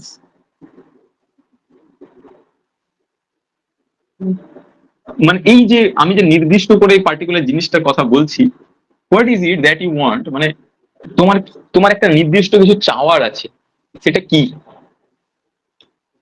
তখন আমার এখানে দ্যাট ব্যবহার করাটা মোস্ট অ্যাপ্রোপ্রিয়েট। যেমন ভাবে আমরা সেই সেন্টেন্সে দেখলাম যে হুইচ ব্যবহার করাটা সবচেয়ে বেশি ঠিক মনে হয়েছিল দ্য বুকের ক্ষেত্রে, সেই রকমই এখানে দ্যাট ব্যবহার করাটা বেশি ইম্পর্টেন্ট, মানে বেশি অ্যাপ্রোপ্রিয়েট। আবার আরো একটা কারণ রয়েছে এরকম কোয়েশ্চেনের ক্ষেত্রে, যেমন হু আর দ্যাটের ক্ষেত্রে বললাম, যেহেতু which do you want, which do you want, আমি এই কথাটার পরিবর্তে what is it that you want এই কথার পরিবর্তে এটা তো বলতে পারি হুইচ ডু ইউ ওয়ান্ট, তুমি কোনটা চাও। কিন্তু দেখো অর্থগতভাবে কি এক হচ্ছে?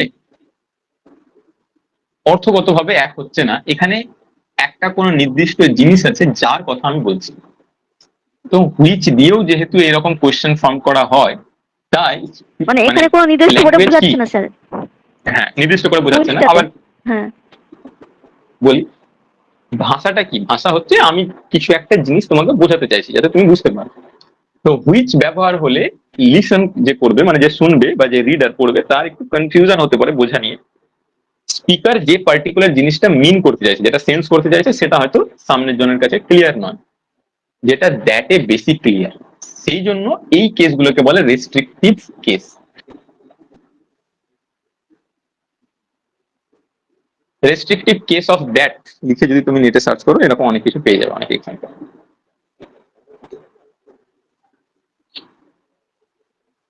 ঠিক আছে, আমরা তাহলে পরের অংশে যাই।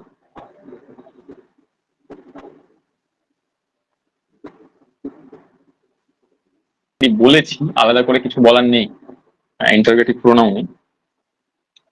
হু আর ইউ, তুমি কে।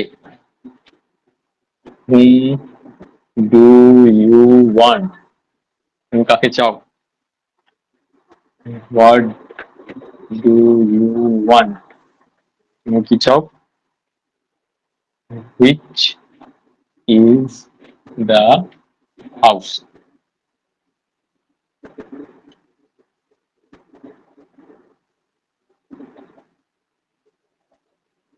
ইন্টারোগেটিভ প্রোনাউনের পরে অক্সিলারি বসাতে হবে, একটা অক্সিলারি ভার্ব আসবে,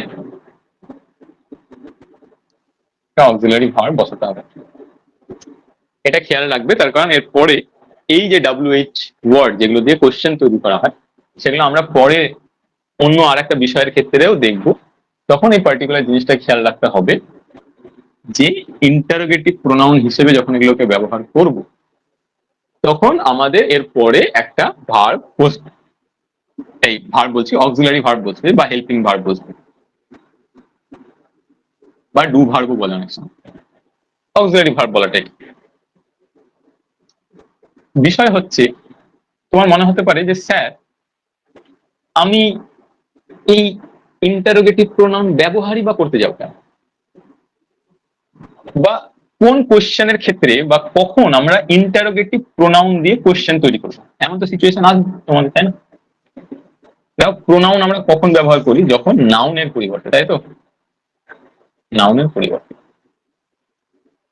হু আর ইউ, তুমি কে, আমি বললাম টিচার, 1 নম্বর প্রশ্নের উত্তর হয়ে গেল এটা। 2 নম্বর প্রশ্নের উত্তর হুম ডু ইউ ওয়ান্ট, সাবরিনা, সাবরিনার কথাই লিখছি, ও যেহেতু বা গার্ডেন তৈরি করে দেবে। সাবরিনা ধরে নেওয়ার পাত্তা পাচ্ছি না, আমি খোঁজ করতে বেরালাম, দিয়ে ওখানে ওদের গ্রামে জিজ্ঞাসা করলো হুম ডু ইউ ওয়ান্ট, আমি বললাম সাবরিনা। তাহলে হুমের পরিবর্তে একটা নাউন, প্রোনাউনের পরিবর্তে একটা noun. What do you want, তুমি হয়তো গিয়েছো কারো কাছে, দিয়ে কি নিবে, জল নিবে, জল পাই তুমি, তুমি বলছো ওয়াটার, আই ওয়ান্ট ওয়াটার, তাহলে এটাও নাউন, এটা নাউন, এটা noun. Which is the house,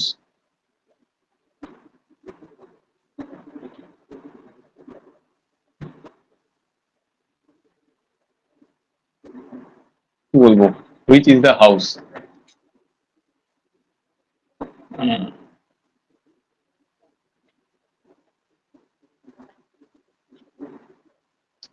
সাবরিনার হাউস, না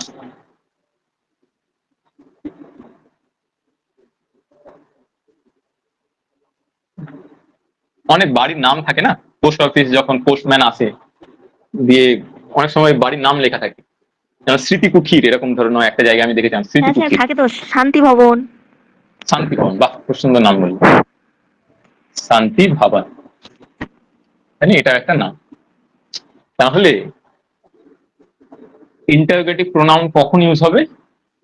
যখন আমার কোশ্চেনে কোনো একটা নাউন কে খোঁজা হবে, তখন আমরা যে প্রোনাউনটা ব্যবহার করব, মানে যে শব্দটা দিয়ে কোশ্চেন তৈরি করব, সেটা হবে interrogative pronoun.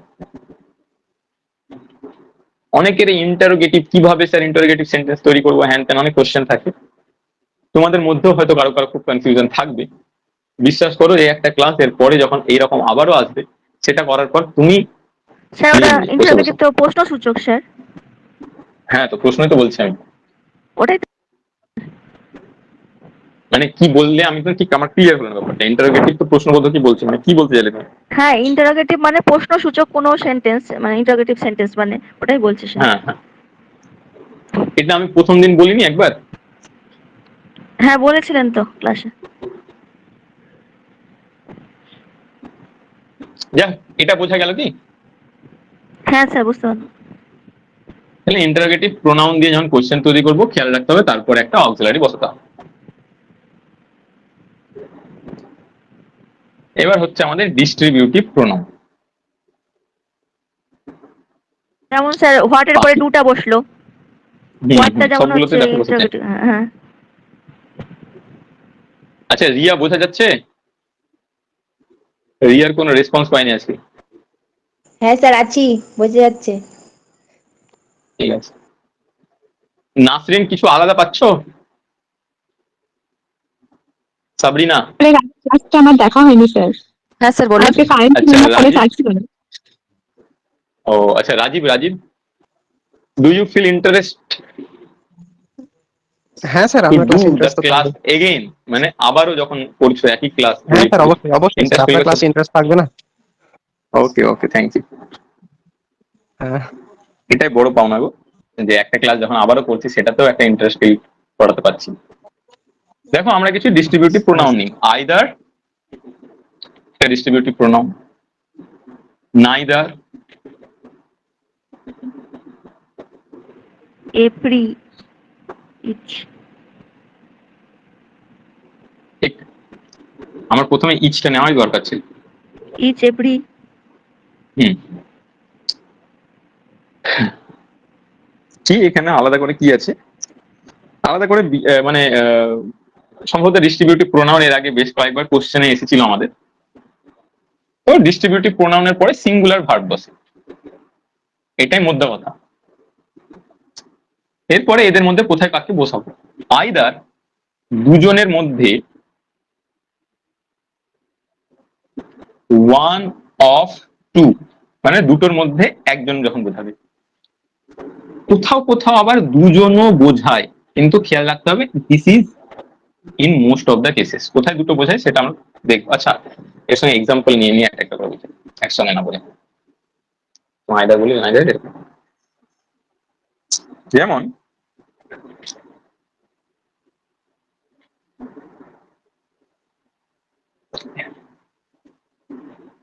One of two মানে কি? দুজনের মধ্যে কোনো একজন, দুজনের মধ্যে কোনো একজন, মানে সেটা ও হতে পারে, ও হতে পারে। যেমন either of you may go, তোমাদের দুজনের মধ্যে কেউ একজন যেতে পারে। এটা খুব ভালো বুঝতে পারবে এখন, এই এক্সাম্পলটাই আমি বলবো। এখন বাইক গুলো টু সিটার, তাই না? দুজনের বেশি কিন্তু বাইকে বসা যাবে না, এবং এখন বাইক গুলো এইভাবে বানানো হচ্ছে। তারপরে আবার ধরে নাও কিছু কিছু বাইক থাকে যার পেছন দিকে একেবারে উঠে গেছে, সেখানে তিনজন নেওয়া যাবে। তুমি বেরিয়েছো, রাস্তায় দুজনকে দেখেছো, দুজনই বলছে যে একটু লিফট দিয়ে দাও আমাকে, একটু আমাকে এগিয়ে দাও, তখন তুমি বলছো যে either of you may go, তোমাদের দুজনের মধ্যে কেউ একজনই আমার সঙ্গে যেতে পারবে, তাহলে আইদার অফ ইউ মে গো।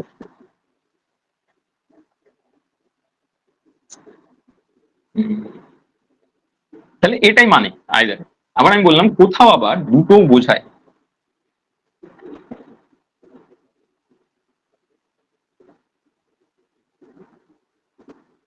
যেমন either will do,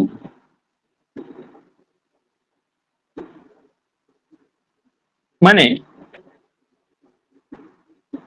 sir singular verb হবে? সিঙ্গুলার ভার্ব হবে, বলছি আমি ওটা পরে বলছি, ওটাতে আসবো আমি, এটাই মোদ্দা কথা, এটা নিয়ে কোশ্চেন হয়, হ্যাঁ কোশ্চেন এটা নিয়ে হয়, তো এটা বলবো না। Either will do, either will do, ধরে নাও আমাকে কোনো দুটো কাজ আছে, আমাকে দুটোই করতে হবে, but I will not do at the same time, একই সময়ে করবো না, তখন আমি বলবো আইদার উইল ডু, মানে আমি দুটোই করব but not at a time, I will do each at a time, এটার মানে এইটা বোঝায় আইদার উইল ডু, কিন্তু বেশিরভাগ ক্ষেত্রে দুটোর মধ্যে একটা, আইদার মানে। নাইদার, নাইদার মানে নট আইদার, নাইদার মানেই হচ্ছে এর মধ্যেই রয়েছে, দেখো এন দেওয়া আছে প্রথমে, তার মানে হচ্ছে নট আইদার, মানে দুজনের মধ্যে কেউই না। ওই জিনিসটা তোমরা রিলেট করতে পারবে। আচ্ছা ধরে নাও তোমাকে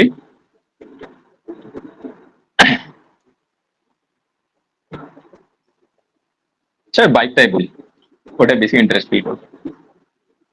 কেউ একজন বাইক নিয়ে বেরিয়েছে, কোনো একটা ছেলে, দিয়ে রাস্তায় দেখছে দুজন ওকে বলছে যে একটু লিফট দিয়ে দেন না, তো দুটো মেয়ে ছিল, তারা এক্সপেক্ট করছিল যে দিয়ে দিবে ছেলেটা, একটু লিফট দিয়ে দিবে, কোন একজনকে তো অবশ্যই দিবে, either of us can take the lift from that particular man, but সেই লোকটা একবার মুখের উপরে বলে দিয়েছে নাইদার অফ ইউ ক্যান বা neither of you may go, তোমাদের কেউই যেতে পারবে না, তার কারণ my wife is waiting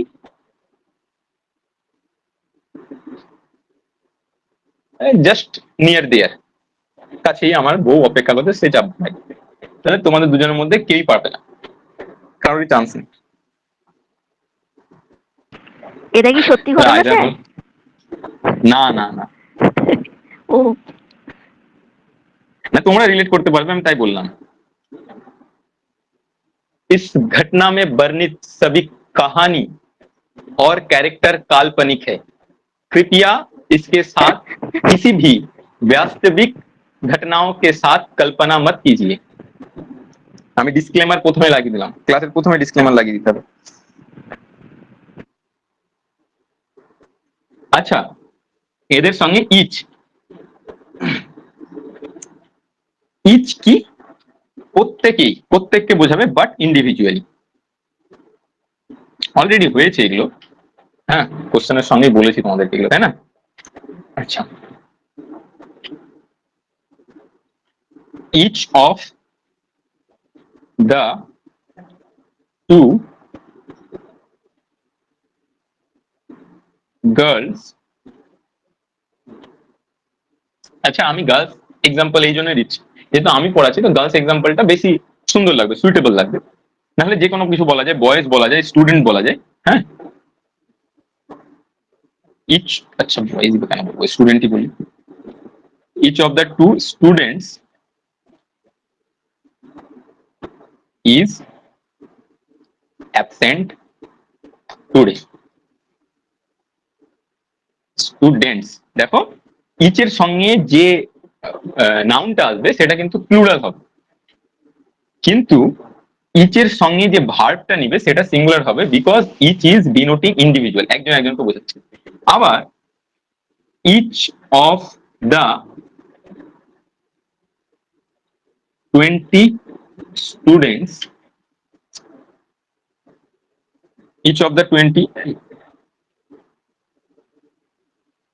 TWENTY 20 students want, live. আচ্ছা, এটা থেকে একটা verb. Each of the 20 students was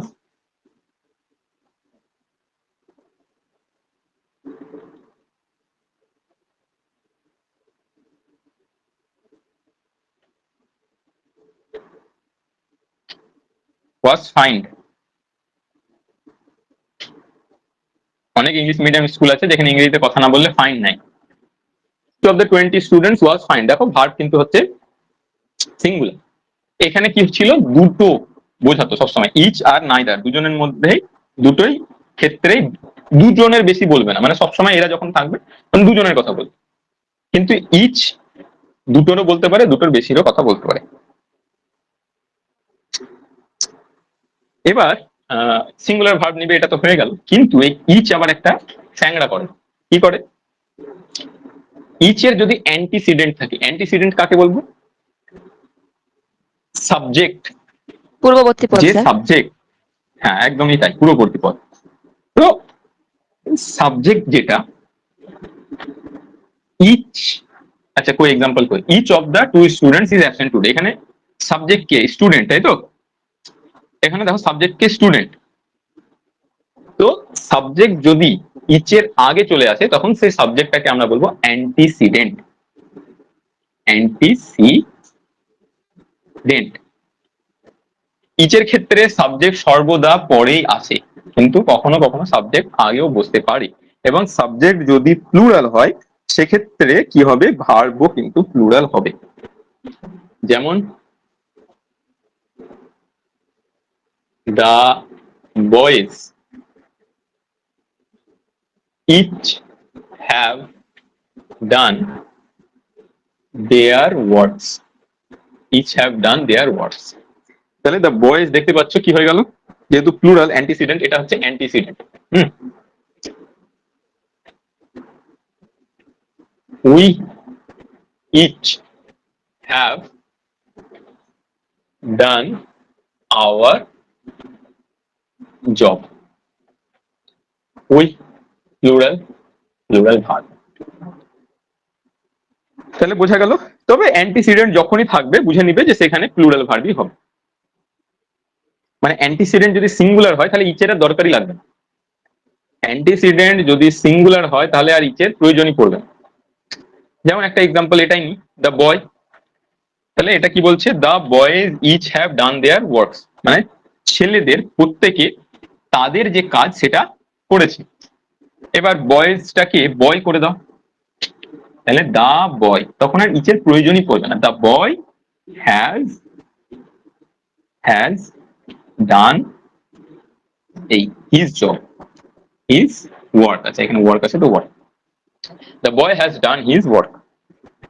তাহলে ইচের সঙ্গে যদি অ্যান্টিসিডেন্ট থাকে খেয়াল রাখবে ভার্বটা হবে প্লুরাল। আমার হয় না স্যার। আচ্ছা আমি এক্সাম্পল দিই, ওরকম ভাবে একটা শব্দ বলে লাভ আছে কি, আমি বলছি এক্সাম্পল দিচ্ছি, ঠিক আছে।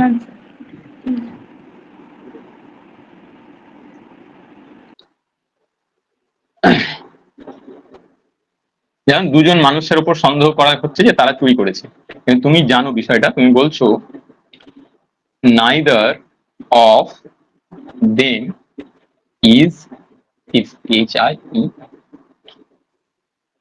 if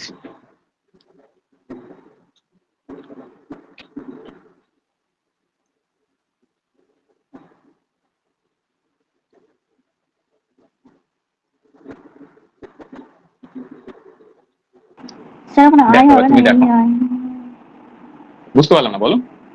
এনি আই হবে না স্যার, ওটা মানে নেদার বানানটা। তোমার কথা না ক্লিয়ার হচ্ছে না আমার কাছে, আরেকবার বলো তো, তুমি কি বলছো আরেকবার বলো। স্যার নাই দাঁড়ে ওই যে লিখেছেন না, ওখানে এনি আই হবে না, ওইটাই বললাম স্যার। ও আচ্ছা আচ্ছা আচ্ছা আচ্ছা, যাক তুমি বুঝতে পারলে, তুমি খুঁজে কোথাও কিছু পেলে অন্যরকম, তুমি যেটা আচ্ছা, বলছো। দেখছি। এবার আমি বলি, তুমি যেটা বলছো সেটা আমি বুঝতে পেরেছি কি বলছো। এবার দেখো দেখো ওটা দেখো, either you or your sister will এটাই স্যার। get the scooty তোমাদের বাড়িতে একটা স্কুটি আছে, দিয়ে তুমিও বাইরে নিয়ে যেতে যাচ্ছ, তোমার বোনও নিয়ে যেতে যাচ্ছে। ফোন নিয়েছে। তো তোমার বাবা বললো, আরে either you or your sister will get the scooty. এ তো আর ভাগ করতে পারবো না এটাকে, যে ভাগ করে দুজনকে দুটো দিয়ে দেবো, তাই না? এ তো আর ছোটবেলার কেক নয় যে কেটে দুজনকে সমান ভাগে ভাগ করে দিলাম।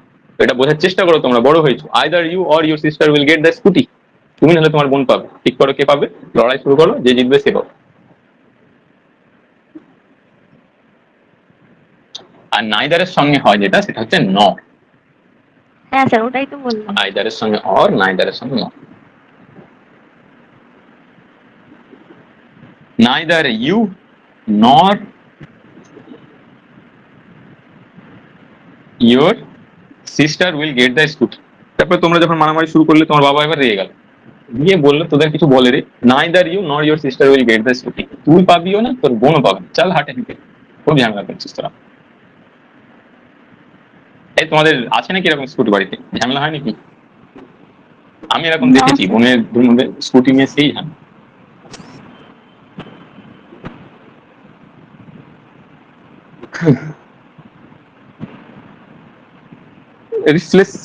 রিফ্লেক্সিভ এমফ্যাটিক বলার তো কিছু নেই, অলরেডি তোমরা জানো। এর আগের দিন যেটা বলেছি ওটা রিফ্লেক্সিভ, আর এমফ্যাটিকে বলার কিছু নেই, অলরেডি অনেকবার হয়েছে রিফ্লেক্সিভ এমফ্যাটিক।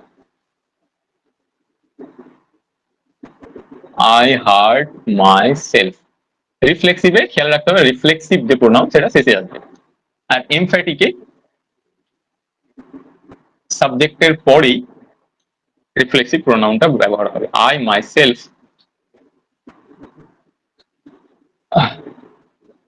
হার্ট হিম, বা হার্ট মি, আমি আমার নিজেকেই, মাই সেলফটা আয়ের পরে আসে।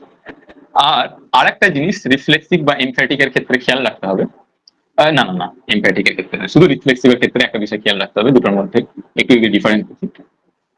রিফ্লেক্সেস অবজেক্ট সাবজেক্টকে ডিনোট করে, বা সাবজেক্ট অবজেক্টকে ডিনোট করে।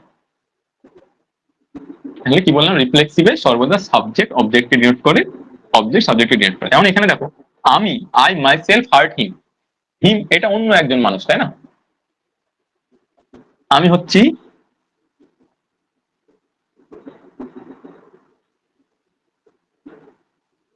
সুলতানা, তোমাদের এখানে একজন আছে নাসরিন সুলতানা মনে হয়, আছে তো ক্লাসে।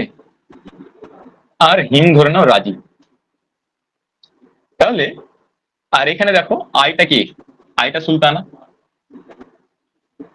আর মাই সেলফটা কি, সুলতানা। তাহলে অবজেক্ট এবং সাবজেক্ট দুজনেই একটা মানুষ, কিন্তু এমফ্যাটিকের ক্ষেত্রে আলাদা হতে পারে।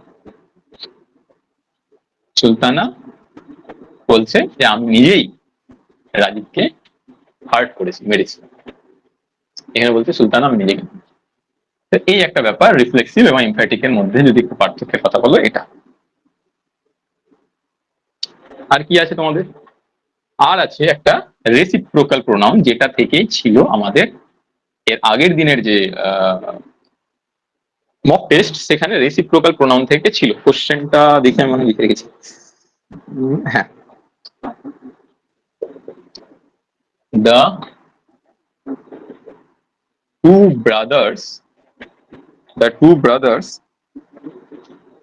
Always help dash. কোশ্চেনের মধ্যে ছিল, অপশনের মধ্যে ছিল ইচ আদার, এইটা না, প্রথমে ছিল ওয়ান অ্যানাদার। প্রথম অপশন ছিল ওয়ান অ্যানাদার, বি নম্বর অপশন ছিল ইচ আদার, সি ছিল দেমসেলভস, ভিএস, ডি ছিল ওয়ান অ্যান্ড অ্যানাদার। উত্তর মনে হয় ওয়ান অ্যানাদার করা ছিল না তোমাদের? বলো কল্যাণী, কিছু এখানে একটা ভুল আছে। আচ্ছা তোমরা, আমি কেন কল্যাণীকে জিজ্ঞেস করবো, বাকিরা বলো। হ্যাঁ তোমরা স্যার, মক ওয়ান টেস্ট দিয়েছো? মক টেস্টে উত্তর কি ছিল এটা? মক টেস্টটাতে এই কোশ্চেনটার উত্তর কি ছিল? দেখি কি মক টেস্ট দিয়েছে সিরিয়াসলি। সবাই করেছো তো মক টেস্ট গুলো, দিচ্ছ তো ঠিকঠাক করে? বাকিরা, সাবরিনা, নাসরিন, স্যার আমি ওই কোশ্চেনটা খুঁজে পেয়ে গেছি, আপনি এটা বুঝিয়ে দেন তারপরে লাস্টে বলছি। এই উত্তর তুমি কি করেছো সেটা বলো, লাস্টে বললে হবে? আমি তো ওটা আমি এটা বি করেছিলাম, ইচ আদার। আচ্ছা বি করেছিলে, আর হ্যাঁ আচ্ছা বি করেছিলে তাই তো? আচ্ছা আচ্ছা, হ্যাঁ দেখো ইচ আদার হবে যখন দুজন বোঝাবে, হ্যাঁ ওয়ান অ্যানাদার হবে যখন তখন দুইয়ের বেশি মোর বোঝাবে। দ্যান টু বোঝাবে, দুয়ের বেশি বোঝাবে।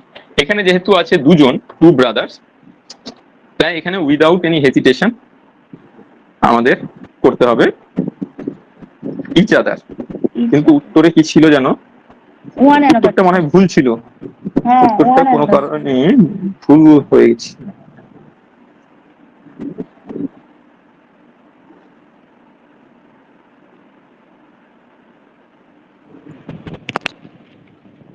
রোমিও অ্যান্ড জুলিয়েট, বাহ খুব সুন্দর, বেশ ইচ আদার নিয়ে দেখো, Romeo and Juliet love each other. Romeo Juliet একে অপরকে জান প্রাণ দিয়ে ভালোবাসে, ওয়ান অ্যানাদার। প্রাণ দিয়ে দিল শেষে। রোমিও জুলিয়েটের গল্প তোমরা সবাই জানো তো? আশা করছি জানো, সবাই একটা বয়স পার করে এসছো, তাই রোমিও জুলিয়েটের গল্প জানার কথা। ওয়ান অ্যানাদার দেখো,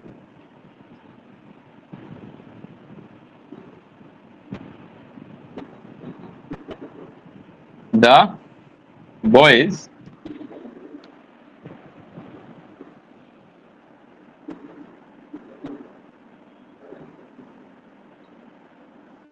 লাভ তো করবো না, বয়েজরা মারামারি বেশি করে নিজেদের, fought with one another। তাহলে এখানে boys fought with one another মানে এখানে দুটো ছেলে নেই, এখানে দুয়ের বেশি আছে, তারা একে অপরের সঙ্গে কি করছে, মারামারি শুরু করেছে। Romeo and Juliet love each other, দুজন আছে তাই। এখানে যেমন দুটো বলেই দিয়েছে টু, এরকম ভাবেও থাকতে পারে, আবার দুটো মানুষের নাম বলে দিল, দিয়েও থাকতে পারে, তখন ইচ আদার করবে। বা এখানে ধর না এরকম এক্সাম্পল দিল, mother father and child love one another. হ্যাঁ, মা বাবার মধ্যে মাঝে মধ্যে ঝামেলা হতে থাকে, তো মাঝে মধ্যে এরাদের মধ্যে একজন কেউ বেরিয়ে যায়, তখন এরা দুজন থাকে সর্বদা, এই দুটো চেঞ্জ হতে থাকে। এই দুজন যখন থাকবে তখন ইচ আদার হবে, ঠিক আছে? আর যখন এরকম তিনজন থাকবে, ফাদার মাদার অ্যান্ড চাইল্ড, তখন লাভ ওয়ান অ্যানাদার। বা হ্যাঁ তোমাদের স্যার যদি ওই কোনো প্রশ্ন কোশ্চেনটা থাকে সেটা খুঁজে বলো। পেয়েছি স্যার, কি প্রশ্ন গো? যেটা বল ওই যে যেটা বলছিলেন না, নাইদার অর নট দিয়ে এখানটা হ্যাঁ হ্যাঁ বলো। ওইখানে লেখা আছে neither the student not the teacher, তারপর dash ready for the test, এখানে ইজ হবে না আর হবে, এরকম একটা ভার্ব। তো কি বললাম? ওখানে হ্যাঁ, neither the students not the teacher dash কি? Ready for the test.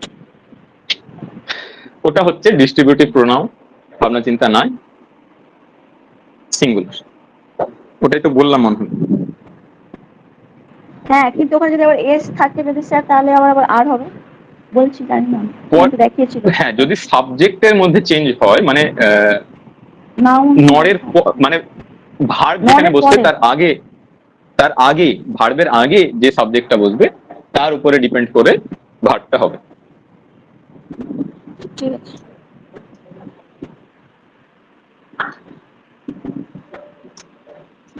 কারো কিছু বলার আছে?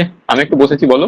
স্যার ওই যে হোয়াট দিয়ে যেটা স্যার ইন্টারোগেটিভ প্রোনাউন হলো, ওইটা যখন স্যার যদি এরকম হতো স্যার সেন্টেন্সে থাকে যে বিস্ময় সূচক বোঝাচ্ছে, যে যেমন এক্সাম্পল দিবে? হ্যাঁ, তাহলে আমার না বুঝতে সুবিধা হবে, আমি কি বলেছি অতটাও আমার এখন, বলো কি না এক্সাম্পল না দিয়েছি স্যার, বলো। আপনি কিছু বলেননি স্যার, আমি এটা বলছি যে হোয়াট দিয়ে যদি স্যার বিস্ময় সূচকতা বোঝায়, তখন কি স্যার এটা এক্সক্লেমেটরি প্রোনাউন হবে? এক্সক্লেমেটরি প্রোনাউন আবার কি? তুমি বলছো হোয়াট আ বিউটিফুল হ্যাঁ সিন, হ্যাঁ এক্সক্লেমেটরি সিন, তাই তো? হোয়াট আ হ্যাঁ। Beautiful scene. স্যার এখানে হোয়াটটা কি কোন রকম প্রোনাউনে পড়ছে না এরকম স্যার সেন্টেন্সে ওটা আলাদা, ওইটাই আমি জিজ্ঞাসা করছি। জিনিসগুলো একেবারে বেসিক হয়েছে, ক্লাস 2 এরই জিনিস। তুমি কি এই হটের জায়গায় কোনো নাউনকে আনতে পারছো? যেমন this is a beautiful scene, this is a beautiful scene. তুমি আমাকে বললে স্যার দিসটা কি, আমি বললাম আরে আমি যে গিয়েছিলাম না বাঁকুড়ায় ওই যে কি আছে জায়গাটা, যাই হোক ওই দামোদরের পার্টটাই ধরো, আমি অন্য জায়গার কথা বলছিলাম, দেখি দারুণ সুন্দর। তাহলে দিসের জায়গায় আমি তো একজনকে গোটা একটা কথা বলতে পারলাম, তাই না, একটা নাউন আনতে পারলাম, কিন্তু তুমি হটের জায়গায় কি কোনো আনতে পারছো? হটের জায়গায় কোনো নাউন নেই, তুমি ওটা দেখে বলছো হোয়াট আ বিউটিফুল সিন। জিনিসটা তুমি দেখলে তোমার এই হোয়াটের জায়গায় কিন্তু কোনো নাউন আসছে না। কিন্তু আমি যখনই বলছি what is that beautiful scene, what is that beautiful scene, the question দিয়ে তখন তুমি হোয়াটের জায়গায় বলছো Damodar, bank of Damodar, the bank of Damodar. বোঝা গেল? আচ্ছা, কল্যাণী হ্যাঁ যে স্যার, ব্যাপারটা বললো সেটা আমার মনে হয় না যে সবারই কাছে ক্লিয়ার হলো। হ্যাঁ, কল্যাণী ওটা খুব গুরুত্বপূর্ণ জিনিস বলেছে, ও কোন একটা এক্সামে কোশ্চেনটা দেখেছে, খুবই important. neither the cat nor the dog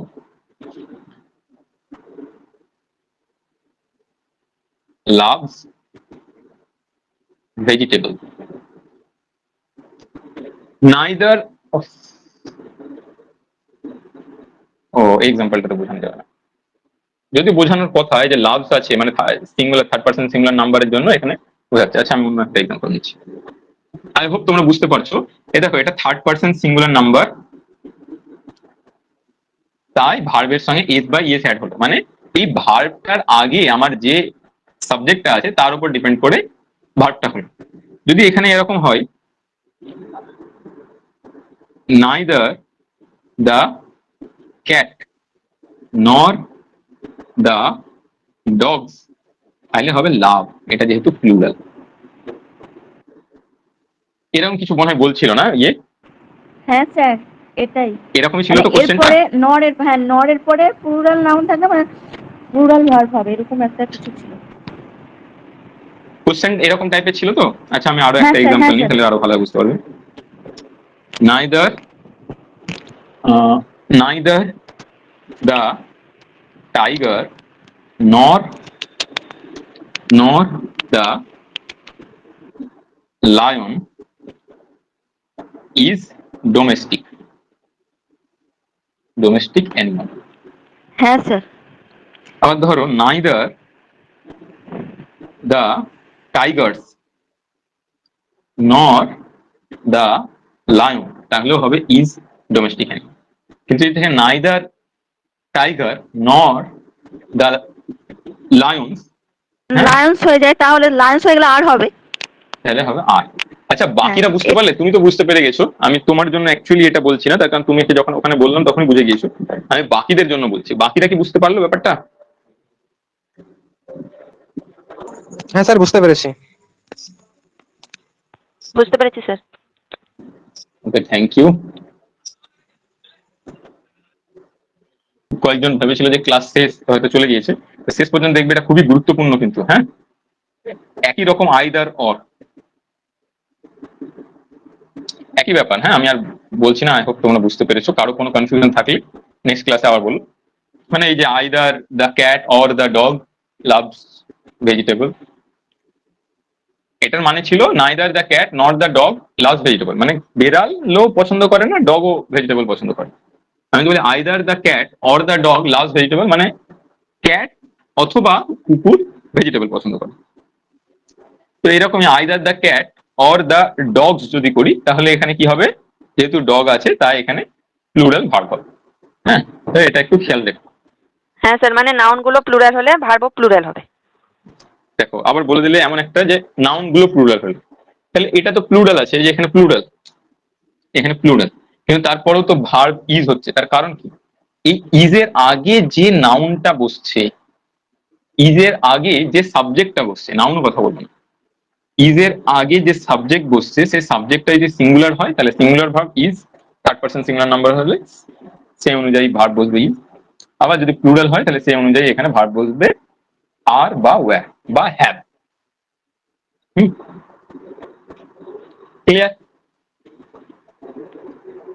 clear হয়েছে? একবার সবাই সম্মতি দাও, তাহলে আমি আজকের মতো এখানেই বই বন্ধ করতে পারি।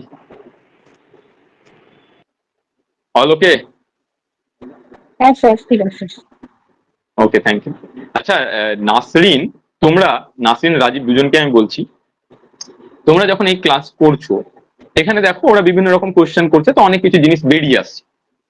কি হয় যখন আমি পড়াই তখন হয়তো দেখ একটা মানুষের তো সবকিছু মাথায় আসে না। যেমন এর আগের দিন একজন কেউ লেটস নিয়ে বললো যে স্যার লেট, কল্যাণী মনে হয় বলছিল যে লেটস দিয়ে কি হবে। আমি বলেছিলাম তো আমি, হ্যাঁ তুমি বলেছিলে কল্যাণী, তো আমি বললাম যে লেটস এটা তো ভার্বের অনেক বিষয় রয়েছে, আমি কিছু একটা বললাম যে এটা অনেক বড় একটা বিষয়, তো ভার্বের ক্লাসে করবো। তো এটা বাস্তবে, তার কারণ লেট যদি আমি পড়াতে চাই তো পুরো ভার্বটাই চলে আসবে। এমনকি ও বলার পর আমার মাথাতেও এটা ক্লিক করলো যে আমি যখন ভার্ব পড়াবো তখন লেট দিয়ে শুরু করবো, তাহলে বিভিন্ন রকমের verb, transitive verb, intransitive verb, auxiliary, আরো এক ধরনের ভার্ব আছে, অক্সিলারি ভার্ব, এগুলো তো কমন।